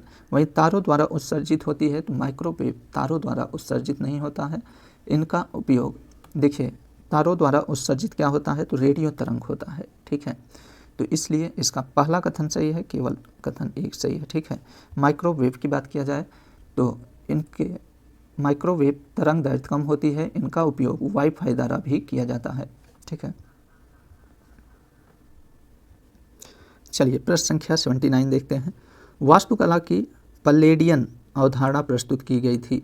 तो किसके द्वारा यह प्रस्तुत की गई थी? तो ब्रिटेन के द्वारा। ठीक है, वास्तुकला की पल्लेडियन अवधारणा ब्रिटेन के द्वारा प्रस्तुत की गई थी। उत्तर प्रदेश का निजामाबाद प्रसिद्ध है। तो उत्तर प्रदेश का निजामाबाद ये ब्लैक पादरी के लिए प्रसिद्ध है। ठीक है, अगला देखते हैं। निम्नलिखित में से किस शहर में राष्ट्रीय जनजातीय नृत्य महोत्सव का 3रा संस्करण आयोजित किया गया? तो यह रायपुर छत्तीसगढ़ में। ठीक है, छत्तीसगढ़ के रायपुर में राष्ट्रीय जनजातीय नृत्य महोत्सव के 3रा संस्करण का आयोजन किया गया है। ठीक है, आइए अगला देखते हैं। भीमबेटका चित्रकला के संदर्भ में निम्नलिखित कथनों पर विचार कीजिए। पहला कथन दिया गया है कि यह भोपाल मध्य प्रदेश की विंध्य पर्वतमाला के दक्षिण में स्थित है। तो बिल्कुल सही है। भीमबेटका चित्रकला यह भोपाल मध्य प्रदेश की विंध्य पर्वतमाला के दक्षिण में स्थित है। भीमबेटका की गुफाओं की खोज दयाराम साहनी ने की थी। तो देखिए दोस्तों, भीमबेटका की खोज दयाराम साहनी नहीं, इसकी खोज BS वाकडर ने की थी। ठीक है, तो यह दूसरा कथन इसका गलत है। वहीं तीसरा कथन है चित्रों में प्रस्तुत ब्रश पौधों के रेशों से बने होते थे और इसे वर्ष 2003 में यूनेस्को के विश्व धरोहर स्थल घोषित किया गया था। तो तीसरा चौथा इसका बिल्कुल सही कथन है। तो इसमें देखा जाए तो पहला, तीसरा और चौथा इसका कथन बिल्कुल सही, इसका राइट ऑप्शन बी सही हो जाएगा। ठीक है, चलिए 83 प्रश्न देखते हैं। निम्नलिखित में से कौन सा सिंधु घाटी सभ्यता स्थल रावी नदी के तट पर स्थित था? तो रावी नदी तट पर कौन सा सिंधु घाटी सभ्यता का स्थल था? तो हड़प्पा सभ्यता यह रावी नदी के तट पर स्थित था। ठीक है, आइए प्रश्न संख्या 84 देखते हैं। आधुनिक आवर्त सारणी के प्रचलन के संदर्भ में निम्नलिखित कथनों पर विचार कीजिए। आधुनिक आवर्त सारणी के प्रचलन की बात किया जाए तो इसे संयोजी इलेक्ट्रॉन बाईं ओर से दाहिने ओर घटते जाते हैं। तो देखिए दोस्तों, संयोजी इलेक्ट्रॉन बाईं ओर से दाहिने ओर घटते नहीं, बढ़ते हैं। ठीक है, इसलिए पहला कथन इसका गलत हो जाएगा। आवर्त सारणी के अनुसार संयोजी इलेक्ट्रॉन बाईं ओर से दाहिने ओर बढ़ते हैं, ठीक है, न कि घटते हैं। वहीं दूसरा कथन दिया गया है कि किसी आवर्त सारणी में धात्विक गुण दाहिने ओर घटता है। तो यह बिल्कुल सही है। तीसरा कथन है कि समूह में ऊपर से नीचे जाने पर परमाणु का आकार घटता है। तो देखिए, आवर्त सारणी में समूह में ऊपर से नीचे जाने पर परमाणु के आकार में वृद्धि होती है, न कि घटती है। ठीक है, इसलिए तीसरा कथन गलत हो जाएगा। वहीं चौथा कथन है कि विद्युत धनात्मक समूह में नीचे की ओर जाने पर बढ़ता है। तो यह बिल्कुल सही है। तो आवर्त सारणी के अनुसार सही कथन देखना है तो इसमें दूसरा और चौथा कथन इसका बिल्कुल सही है। इसका राइट ऑप्शन बी सही हो जाएगा। ठीक है, चलिए प्रश्न संख्या 85 देखते हैं। निम्नलिखित में से किस नदी को दक्षिण गंगा के नाम से जाना जाता है? तो किस नदी को दक्षिण गंगा के नाम से जाना जाता है? तो गोदावरी को। ठीक है, गोदावरी को दक्षिण गंगा के नाम से जाना जाता है। गोदावरी को सबसे बड़ी प्रायद्वीपीय नदी प्रणाली कहा जाता है। ठीक है, प्रायद्वीप का सबसे बड़ी नदी प्रणाली है गोदावरी। ठीक, आइए प्रश्न संख्या 86 देखते हैं। प्रतिभूति अपीली न्यायाधिकरण के संदर्भ में निम्नलिखित में से कौन सा कथन सही है?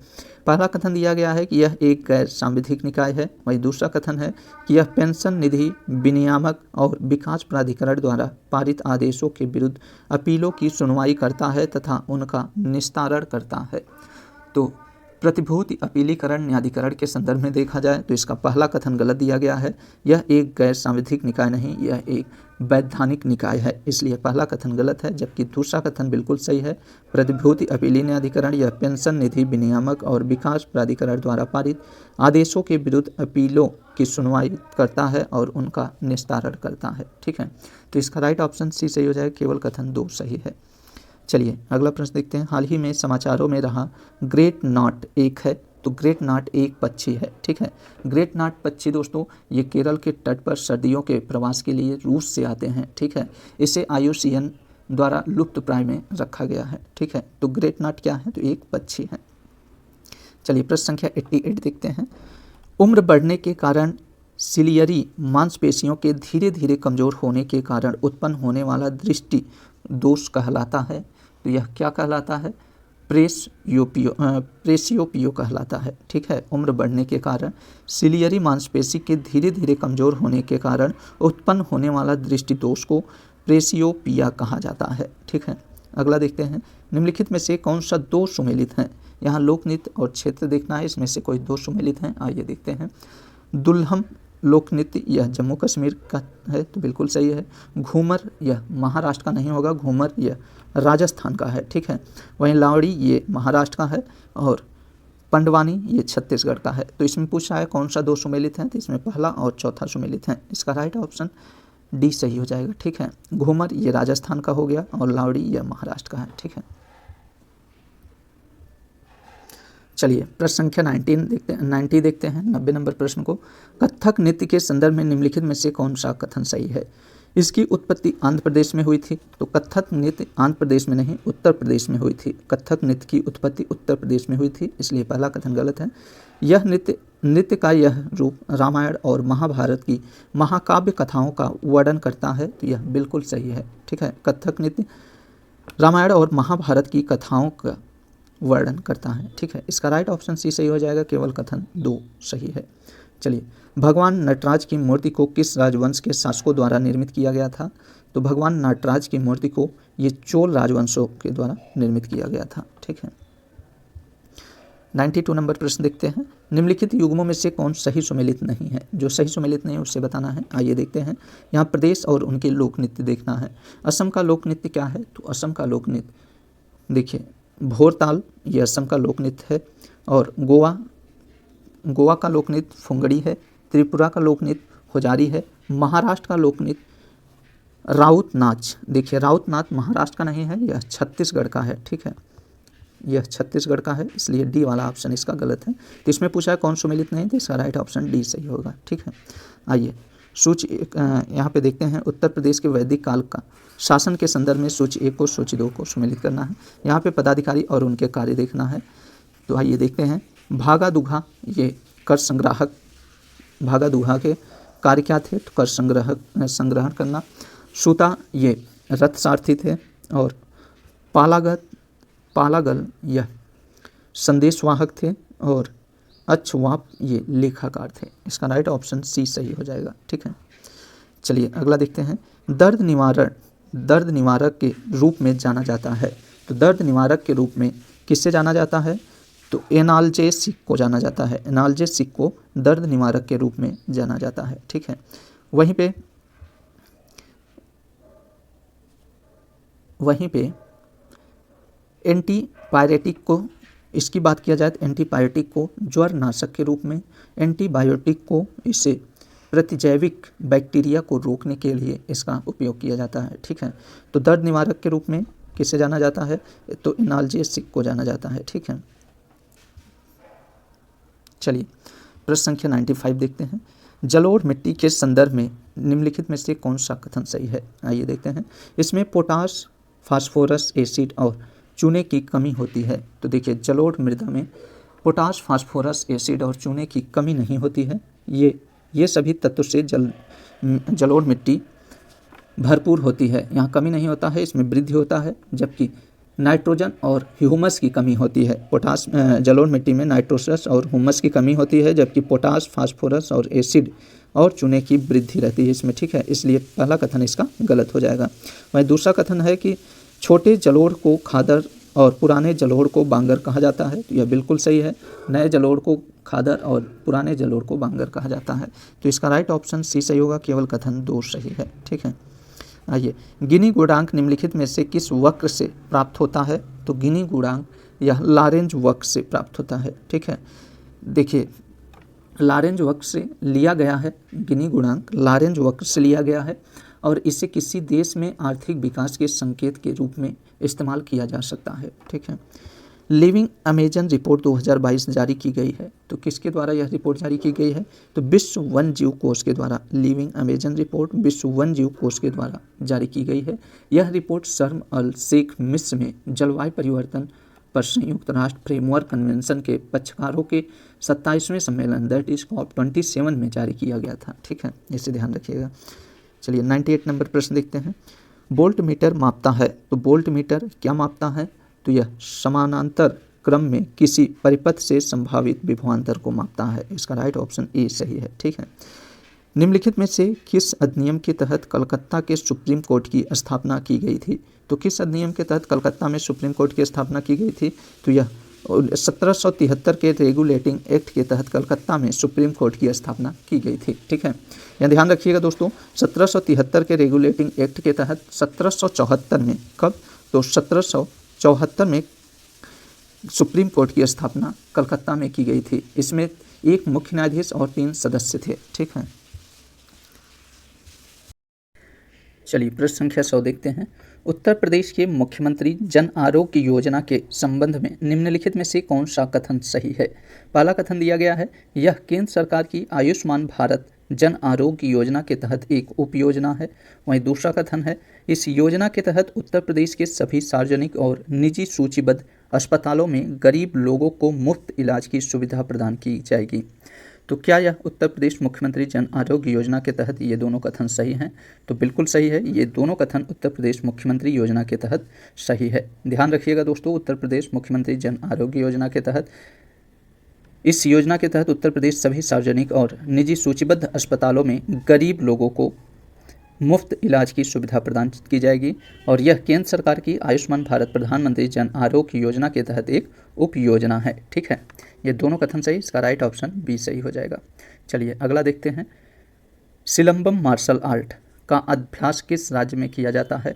तो सिलंबम मार्शल आर्ट का अभ्यास तमिलनाडु में किया जाता है। ठीक है, सिलंबम की बात किया जाए तो सिलंबम यह एक प्राचीन हथियार आधारित मार्शल आर्ट है जिसकी उत्पत्ति तमिलनाडु में हुई थी। ठीक है, चलिए अगला देखते हैं, प्रश्न संख्या 102 को, निम्नलिखित में से किस पहल के माध्यम से उत्तर प्रदेश सरकार ने स्कूलों में शिक्षा गुणवत्ता में सुधार करने का प्रयास किया है?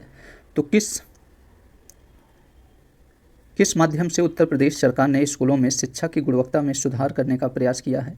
तो यह निपुण भारत पहल के माध्यम से उत्तर प्रदेश सरकार ने स्कूलों में शिक्षा की गुणवत्ता में सुधार करने का प्रयास किया है।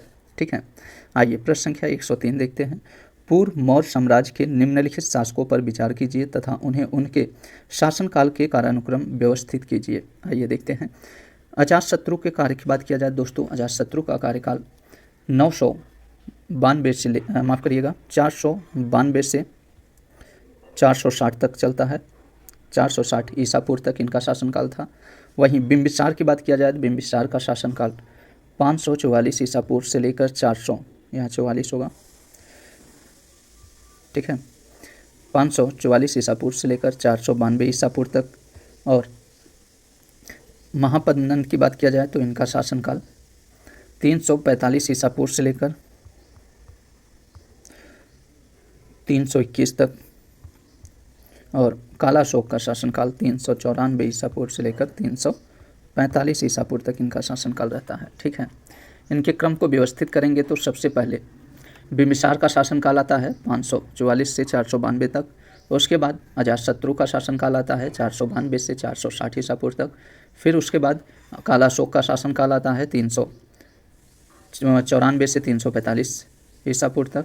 फिर महापद्मनंद का शासनकाल आता है जिसका शासनकाल 345 से लेकर 321 तक चलता है। तो इसका राइट ऑप्शन डी सही होगा। ठीक, चलिए एक चीज़ इसमें और ध्यान रखिएगा दोस्तों, बिंबिसार जो थे ये बुद्ध और महावीर के समकालीन थे। ठीक है, बिंबिसार बुद्ध और महावीर के समकालीन थे, इसे भी ध्यान रखिएगा। कभी प्रश्न पूछा जा सकता है किस शासक को बुद्ध और महावीर के समकालीन माना जाता है, तो यह बिंबिसार हैं। ठीक है, आइए 104 नंबर प्रश्न देखते हैं, जैव आवर्धन होने के लिए प्रदूषक नहीं होना चाहिए।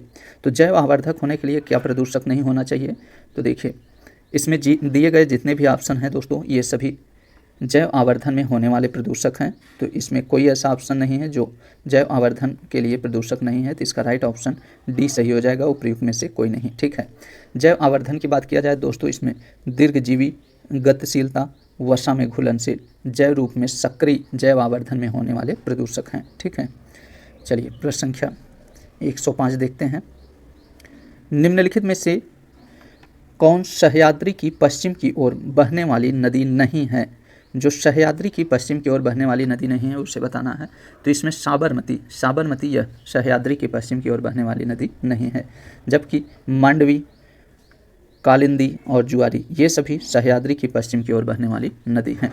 साबरमती की बात किया जाए दोस्तों, साबरमती हो गया और नर्मदा नदी, साथ में तापी और माही नदियाँ, ये सभी पश्चिम की ओर बहने वाली प्रमुख नदियाँ हैं। ठीक है, चलिए प्रश्न संख्या 106 देखते हैं, जब कीमतें 2 या 3 अंकों की दर जैसे कि प्रति वर्ष 30% या 100% से बढ़ती है तो इसे कहा जाता है। तो इसे क्या कहा जाता है? तो इसे गैलोपिंग मुद्रास्फीति कहा जाता है। ठीक है, जब कीमतें 2 या 3 अंकों की दर जैसे कि प्रति वर्ष 30% से या 100% बढ़ती है तो इसे गैलोपिंग मुद्रास्फीति कहते हैं। ठीक है, ब्लैक कोरल, आइए देखते हैं प्रश्न संख्या 107 को, ब्लैक कोरल के संदर्भ में निम्नलिखित में से कौन सा कथन सही है? पहला कथन दिया गया है, ये कोरल फिल्टर फीडर हैं जो और छोटे जंतु प्लवकों को खाते हैं। वहीं दूसरा कथन दिया गया है, यह उथले पानी और 8000 मीटर से अधिक की गहराई में पाया जा सकता है। तो देखा जाए दोस्तों ब्लैक कोरल के संदर्भ में ये दोनों कथन सही है। तो यहाँ ध्यान रखिएगा दोस्तों, ब्लैक कोरल ये कोरल फिल्टर फीडर हैं और छोटे जंतु प्लवकों को खाते हैं। यह उथले पानी और 8000 मीटर से अधिक की गहराई में पाया जाता है। ठीक है, तो ये दोनों कथन सही, इसका राइट ऑप्शन बी सही हो जाएगा। ठीक है, आइए प्रश्न संख्या 108 देखते हैं। सूची 1 को सूची 2 से सुमेलित करिए। आइए यहाँ पे स्रोत और उधार ली गई विशेषताएं देखना है। आयरिश संविधान से क्या लिया गया है, तो आयरिश संविधान से राष्ट्रपति के चुनाव की विधि लिया गया है। और दक्षिण अफ्रीका के संविधान से संविधान में संशोधन की प्रक्रिया लिया गया है। जापानी संविधान से क्या लिया गया है, तो इससे विधि द्वारा स्थापित प्रक्रिया। और ऑस्ट्रेलियाई संविधान से समवर्ती सूची लिया गया है। ठीक है, तो इसका राइट ऑप्शन देखेंगे तो इसका राइट ऑप्शन बी सही हो जाएगा। चलिए प्रश्न संख्या 109 देखते हैं। उत्तर प्रदेश के श्रमिकों की निम्न सीमांत उत्पादकता के लिए किस प्रकार की बेरोजगारी जिम्मेदार है। तो बताइए, उत्तर प्रदेश के श्रमिकों की निम्न सीमांत उत्पादों के लिए किस प्रकार की बेरोजगारी जिम्मेदारी है, तो यह प्रच्छन्न बेरोजगारी। ठीक है, प्रच्छन्न बेरोजगारी इसके लिए जिम्मेदार है। ठीक, अगला देखते हैं। निम्नलिखित में से कौन सा नाटककार अश्व घोष द्वारा लिखा गया है। तो देखिए, अश्व घोष द्वारा बुद्धचरित और सारीपुत्र प्रकरण और सौंदरानंद, ये सभी रचना अश्व घोष द्वारा किया गया है। इसका राइट ऑप्शन सी सही हो जाएगा। ठीक है, चलिए प्रश्न संख्या 111 देखते हैं। उत्तर प्रदेश में मुख्यमंत्री युवा स्वरोजगार योजना के तहत औद्योगिक क्षेत्र के लिए अधिकतम कितनी ऋण राशि है। तो उत्तर प्रदेश में मुख्यमंत्री युवा स्वरोजगार योजना के तहत औद्योगिक क्षेत्र के लिए अधिकतम ऋण राशि कितनी है, तो 25 लाख है। 25 लाख रुपए अधिकतम ऋण राशि है। ठीक है, यह योजना दोस्तों राज्य के शिक्षित लेकिन बेरोजगार युवाओं को स्वरोजगार के अवसरों को बढ़ावा देने के लिए है। ठीक, चलिए अगला देखते हैं। सांख्य दर्शन की स्थापना की गई थी। तो सांख्य दर्शन की स्थापना किसके द्वारा की गई थी, तो कपिल के द्वारा। ठीक है, कपिल द्वारा सांख्य दर्शन की स्थापना की गई थी। निम्नलिखित में से किस स्थान पर अशोक के स्तंभ शिलालेख नहीं मिले हैं। तो किस स्थान पे स्तंभ शिलालेख अशोक के नहीं मिले हैं, तो यह गिरनार में। ठीक है, गिरनार में अशोक के स्तंभ शिलालेख नहीं मिले हैं, जबकि कंधार, कौशाम्बी और मेरठ में इन स्थानों पर अशोक के स्तंभ शिलालेख मिले हैं। ठीक है, आइए अगला देखते हैं। प्रेरी घास का मैदान निम्नलिखित में से किस महाद्वीप में स्थित है। तो प्रेरी घास का मैदान उत्तरी अमेरिका में स्थित है। ठीक है, प्रेरी घास का मैदान उत्तरी अमेरिका में स्थित है। बात किया जाए दोस्तों दक्षिणी अमेरिका की, तो दक्षिणी अमेरिका में कौन सा घास पाया जाता है, तो पंपास। ठीक है, पंपास यह दक्षिणी अमेरिका में पाया जाता है। उसके बाद सवाना की बात किया जाए, सवाना घास का मैदान ये जो है अफ्रीका में पाया जाता है। और स्टेपीज की बात किया जाए दोस्तों, काफ़ी इंपॉर्टेंट है ये सभी घास के मैदान। स्टेपीज घास के मैदान ये यूरेशियम पाए जाते हैं। ठीक है, यूरोप प्लस एशिया, यूरेशियम पाए जाते हैं। और उत्तरी अमेरिका का घास का मैदान ये प्रेरी घास है। ठीक है, उत्तरी अमेरिका में प्रेरी घास का मैदान पाया जाता है। ठीक, चलिए अगला देखते हैं। इंडो गंगा बेसिन निम्नलिखित में से किस भूकंपीय क्षेत्र के अंतर्गत आता है। तो इंडो गंगा बेसिन ये भूकंपीय क्षेत्र जोन 4 के अंतर्गत आता है। ठीक है, इंडो बेसिन दोस्तों भारत की बात किया जाए तो भारत को 4 भूकंप जोन में बांटा गया है। इंडो बेसिन जोन यह चौथे जोन के अंतर्गत आता है, तो इसे ध्यान रखिएगा। ठीक है, आइए 116 नंबर प्रश्न देखते हैं। पीली क्रांति का संबंध उत्पादन से है। तो पीली क्रांति का संबंध आप सभी जानते हैं, ये तिलहन उत्पादन संबंधित है। ठीक है, पीली क्रांति तिलहन उत्पादन से संबंधित है। चलिए प्रश्न संख्या 117 देखते हैं। नेटवर्क रेडिनेंस इंडेक्स 2022 में भारत की रैंक क्या है। तो इसमें भारत की रैंक 61वीं है। ठीक है, नेटवर्क रेडिनेंस इंडेक्स 2022 में भारत की रैंक 61वीं है, जबकि पहले रैंक पे संयुक्त राज्य अमेरिका है। ठीक है, यूएसए इसमें पहले रैंक पे है और भारत 61वें रैंक पर है। ठीक है, यह रिपोर्ट दोस्तों वाशिंगटन डीसी स्थित एक स्वतंत्र और गैर लाभकारी तटस्थ अनुसंधान और शैक्षणिक संस्थान पार्टलांस इंस्टीट्यूट द्वारा तैयार की गई है। ठीक है, चलिए अगला देखते हैं। प्रश्न संख्या 118 को, किसने प्रस्तावना को स्वतंत्रता का की नोट कहा था। तो किसने प्रस्तावना को संविधान का की नोट्स कहा था, तो यह अर्नेस्ट बारकर ने कहा था। ठीक है, अर्नेस्ट बारकर ने प्रस्तावना को संविधान का की नोट्स कहा था। आइए रानीपुर टाइगर रिजर्व को देखते हैं, काफ़ी इंपॉर्टेंट प्रश्न है यह।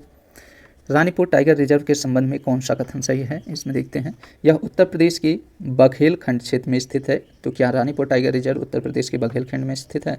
बघेलखंड में नहीं, यह बुंदेलखंड में स्थित है। रानीपुर टाइगर रिजर्व यह बुंदेलखंड स्थित है, ठीक है, बघेलखंड नहीं होगा। और पहला कथन गलत हो जाएगा। यही दूसरा कथन है, यह उत्तर प्रदेश का पहला टाइगर रिजर्व है। यह भारत का 35वां, देखिए दोस्तों, यह उत्तर प्रदेश का पहला टाइगर रिजर्व नहीं है, यह उत्तर प्रदेश का चौथा टाइगर रिजर्व है, ठीक है, इसलिए दूसरा कथन भी इसका गलत है। यह भारत का 35वां टाइगर रिजर्व है, तो यह बिल्कुल सही है। यह उत्तरी उष्णकटिबंधीय शुष्क पर्णपाती वनों में आच्छादित है, तो ये भी कथन सही है। तो इसका उत्तर देखा जाए तो इसका सही राइट ऑप्शन तीसरा और चौथा कथन सही है, तो इसका राइट ऑप्शन डी सही हो जाएगा, ठीक है। चलिए प्रश्न संख्या 120 अब हम लोग देखते हैं। उत्तर प्रदेश निवेश मित्र के संदर्भ में निम्नलिखित में से कौन सा कथन सही है? उत्तर प्रदेश निवेश मित्र की बात किया जाए दोस्तों, यह एक राज्य में व्यापार करने में आसानी को बढ़ावा के लिए एक उद्यमी अनुकूल अनुप्रयोग है।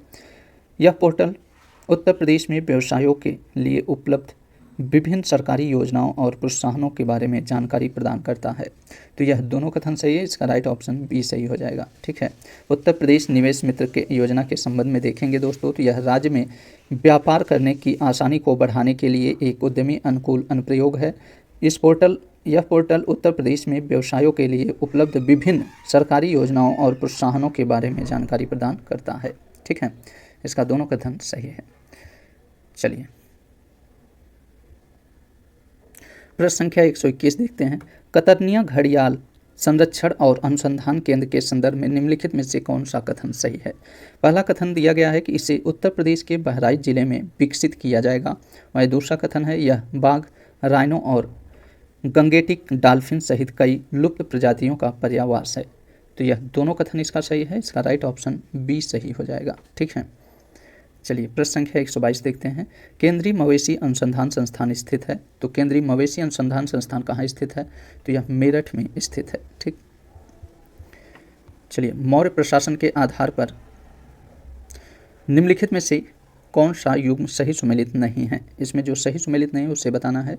आइए देखते हैं। यहाँ पे अध्यक्ष और उसके विभाग को सीताध्यक्ष कृषि विभाग संबंधित है, तो बिल्कुल सही है। वहीं पत्तनाध्यक्ष बंदरगाह से, लक्षणाध्यक्ष सिक्कों की ढलाई से, और पोतवाध्यक्ष यह आबकारी से संबंधित नहीं है, यह वजन और माप तौल से संबंधित है, वजन और माप से संबंधित है, ठीक है। पोतवाध्यक्ष वजन और माप से संबंधित है, तो इसका डी वाला ऑप्शन गलत हो जाएगा। तो इसमें पूछा है कौन सुमेलित नहीं है, तो इसका राइट ऑप्शन डी सही हो जाएगा, ठीक है। चलिए नेक्स्ट देखते हैं। झील पारिस्थितिकी तंत्र के संदर्भ में निम्नलिखित में से कौन सा कथन सही है? पहला कथन है, लिम्नेटिक क्षेत्र झील के किनारे के क्षेत्र के निकट है। वहीं दूसरा कथन है, लिटोरल जोन खुले पानी का क्षेत्र है जहां प्रकाश आमतौर पर प्रवेश नहीं करता है। तो देखिए दोस्तों, झील पारिस्थितिकी तंत्र के संदर्भ में ये दोनों कथन गलत दिया गया है, इसका राइट ऑप्शन डी सही हो जाएगा, न तो एक न ही दो सही है। ये क्यों गलत है, आइए देखते हैं। लिम्नेटिक क्षेत्र की झील की बात किया जाए दोस्तों, तो लिम्नेटिक क्षेत्र यह खुले पानी का क्षेत्र है जहां प्रकाश आमतौर पर प्रवेश नहीं कर पाता है, ठीक है। इसका लिम्नेटिक क्षेत्र का झील, लिम्नेटिक क्षेत्र के अंतर्गत देखेंगे तो झीलों को ये खुले पानी का क्षेत्र होता है जहां प्रकाश आमतौर पर प्रवेश नहीं करता है, ठीक है। वहीं पे लिटोरल जोन की बात किया जाए दोस्तों, लिटोरल जोन अर्थात तटीय क्षेत्र, यहाँ पे लिटोरल जोन का अर्थ होता है तटीय क्षेत्र, ठीक है। तटीय क्षेत्र के अंतर्गत झील के किनारे, यहाँ पे देखिए झील के किनारे के क्षेत्र के निकट है और जहाँ सूर्य का प्रकाश तलछट तक प्रवेश करता है, ठीक है। तो लिटोरल झील के अंतर्गत ये आता है, लिटोरल जोन के अंतर्गत झील के किनारे के क्षेत्र के निकट है जहाँ सूर्य का प्रकाश तलछट तक प्रवेश करता है, ठीक। तो इसमें दोनों कथनों का आंसर बस कथन में विभाजित है, किसी का कथन एक का आंसर कथन 2 में और कथन 2 का आंसर कथन 1 में दिया गया है, ठीक है। तो इस हिसाब से दोनों कथन गलत हो गया है, इसका राइट ऑप्शन डी सही है, ठीक है। आइए प्रश्न संख्या 125 देखते हैं। निम्न में से कौन सी पर्वत श्रृंखला मध्य हिमालय का हिस्सा है? तो कौन सा पर्वत श्रृंखला है जो मध्य हिमालय का हिस्सा है? तो देखिए यह पीर पंजाल, मसूरी रेंज और धौलाधर, ये सभी श्रृंखला मध्य हिमालय का हिस्सा है। ठीक है, इसका राइट ऑप्शन भी सही हो जाएगा। वहीं लद्दाख रेंज की बात किया जाए दोस्तों, तो लद्दाख रेंज यह ट्रांस हिमालय का हिस्सा है, न कि मध्य हिमालय का। ठीक है, चलिए प्रश्न संख्या 126 देखते हैं। निम्नलिखित में से कौन से राज्य ईस्टर्न डेडिकेटेड फ्रंट कॉरिडोर का हिस्सा है? तो ईस्टर्न डेडिकेटेड फ्रंट कॉरिडोर के हिस्सा की बात किया जाए तो यह हरियाणा, पंजाब और पश्चिम बंगाल है। इसका राइट ऑप्शन बी सही हो जाएगा। ठीक है, डेडिकेटेड फ्रंट कॉरिडोर की बात किया जाए तो यह ऐसी कॉरिडोर है जहाँ पे एक उच्च गति और उच्च क्षमता वाला रेलवे गलियारा है। ठीक है, यह एक डेडिकेटेड फ्रंट एक उच्च गति और उच्च क्षमता वाला रेलवे गलियारा है। ठीक है, आइए 127 नंबर प्रश्न देखते हैं। ग्लोबल ऑफशोर विंड अलायंस स्थापित किया गया था। तो ग्लोबल ऑफशोर विंड अलायंस यह अंतर्राष्ट्रीय अक्षय ऊर्जा एजेंसी द्वारा और वैश्विक पवन ऊर्जा परिषद द्वारा, इन दोनों के द्वारा ग्लोबल ऑफशोर विंड अलायंस स्थापित किया गया था। इसका राइट ऑप्शन डी सही हो जाएगा। ठीक है, आइए प्रश्न संख्या 128 देखते हैं। राष्ट्रपति के संदर्भ में निम्नलिखित में से कौन सा कथन सही है? पहला कथन दिया गया है एन संजीव रेड्डी अब तक एकमात्र निर्विरोध राष्ट्रपति थे। वहीं दूसरा कथन है राष्ट्रपति पर केवल संविधान के उल्लंघन के लिए महाभियोग लगाया जा सकता है। तो राष्ट्रपति के संदर्भ में ये दोनों कथन सही है दोस्तों, इसका राइट ऑप्शन बी सही हो जाएगा। ठीक है, तो एन संजीव रेड्डी ये अब तक के एकमात्र निर्विरोध राष्ट्रपति हैं। एन संजीव रेड्डी की बात करें तो इन्होंने 1977 से लेकर 1982 तक भारत के छठें राष्ट्रपति के रूप में कार्य किया है। और वहीं राष्ट्रपति पर महाभियोग की बात करें तो संविधान के उल्लंघन के आधार पर अनुच्छेद 61 के तहत आर्टिकल 61 के अनुसार राष्ट्रपति पर संविधान के उल्लंघन के आधार पर महाभियोग लगाया जा सकता है। ठीक है, तो इसका दोनों कथन सही दिया गया है। चलिए अगला देखते हैं प्रश्न संख्या 129 को। खेलो इंडिया नेशनल यूनिवर्सिटी गेम्स का आयोजन उत्तर प्रदेश के निम्नलिखित में से किस शहर में होगा? तो खेलो इंडिया नेशनल यूनिवर्सिटी गेम्स का आयोजन उत्तर प्रदेश के लखनऊ, गोरखपुर, वाराणसी और नोएडा में होगा। इसका राइट ऑप्शन डी सही है। ठीक है, चलिए अगला देखते हैं।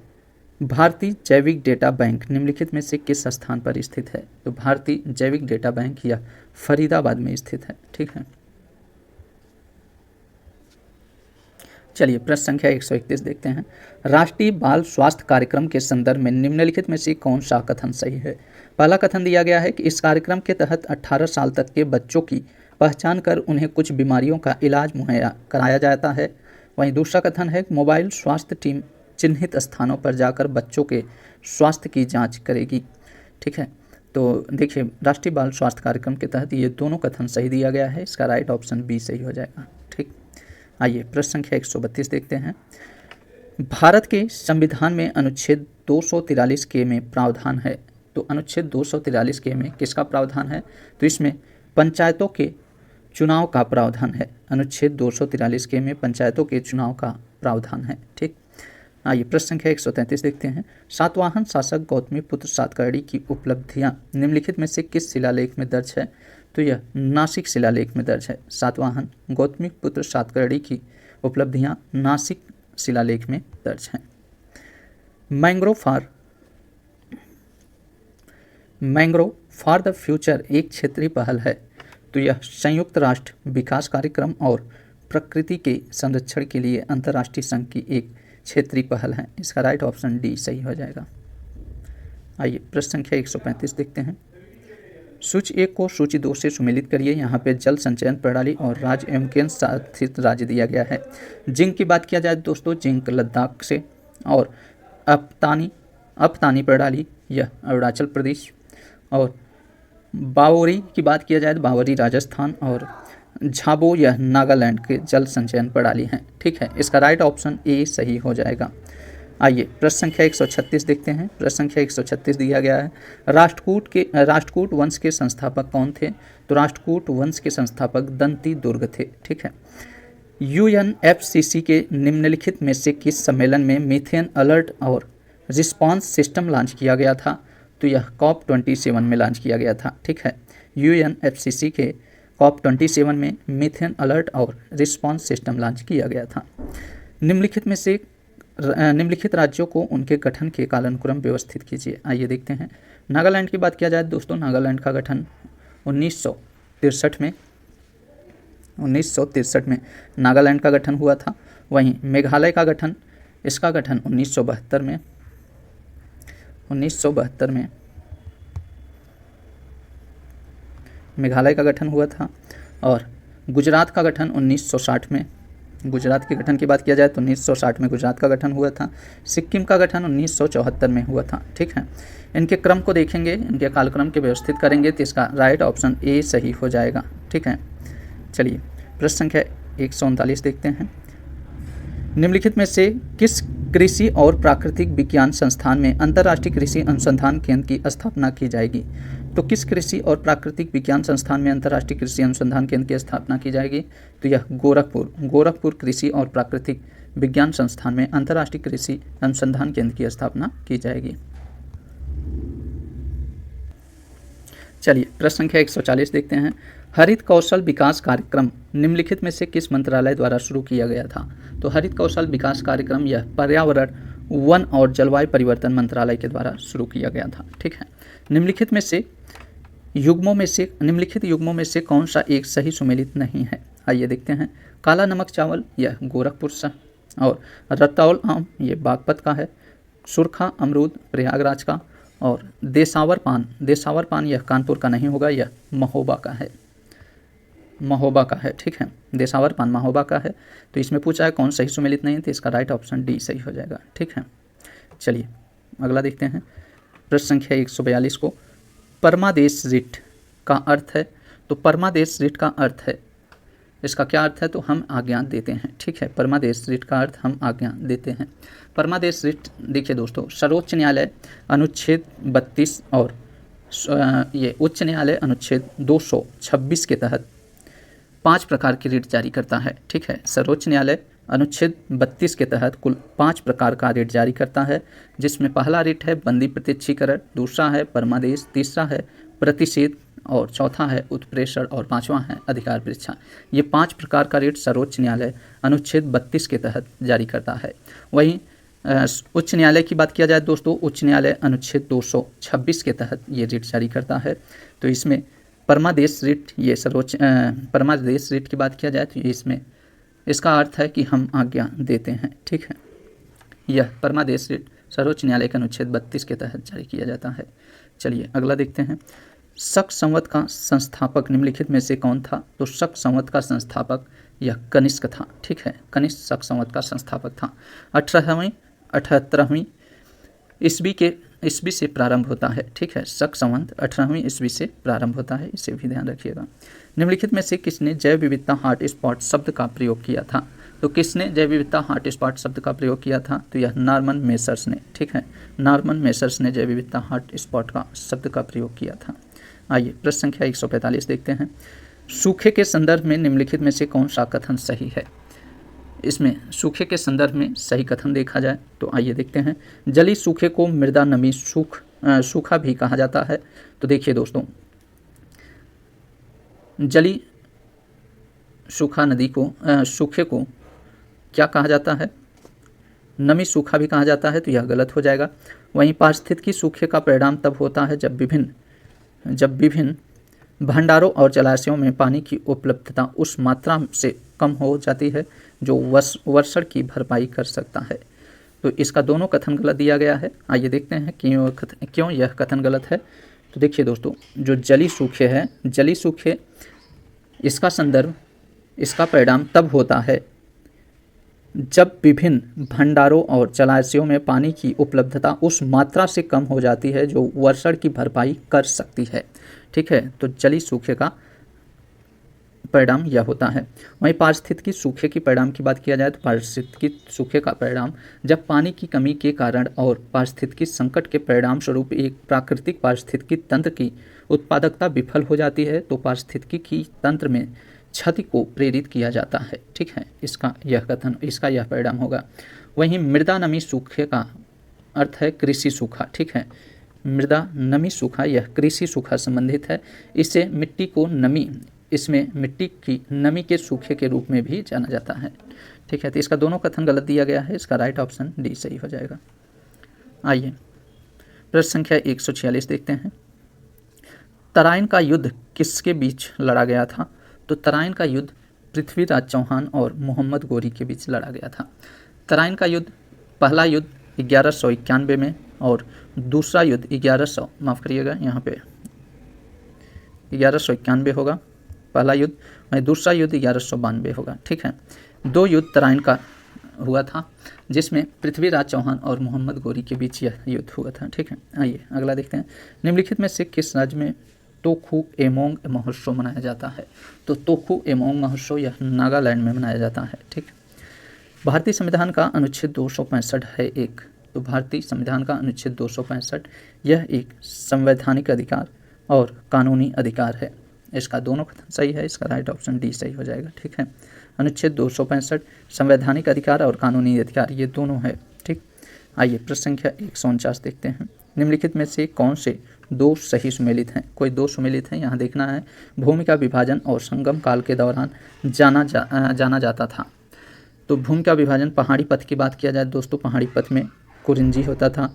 चरवाहा ये मुलई, तट की बात किया जाए नेदाल, और कृषि की बात किया जाए मरुदम। ये संगम काल के दौरान भूमि का विभाजन हुआ था। ठीक है, इसका राइट ऑप्शन ए सही हो जाएगा। इसमें पहला और दूसरा सही सुमेलित हैं। ठीक है, तो इसमें पूछा है कौन से 2 सही सुमेलित हैं, तो इसमें पहला और दूसरा सही सुमेलित हैं। ठीक है, संगम काल के दौरान दोस्तों भूमि को कुल 5 प्रकार विभाजित किया गया था। ठीक है, चलिए प्रश्न संख्या 150 और अंतिम प्रश्न देखते हैं। लिमोनाइट निम्नलिखित में से किस धातु का अयस्क है? तो निमोलाइट यह लोहा का अयस्क है। ठीक है, लिमोनाइट यह लोहा का अयस्क है। तो चलिए दोस्तों, हम लोग इसी प्रश्न के साथ इस टेस्ट सीरीज को कंप्लीट करते हैं। आप सभी को यह वीडियो कैसा लगा, आप सभी अपनी प्रतिक्रिया कमेंट बॉक्स में जरूर दीजिएगा।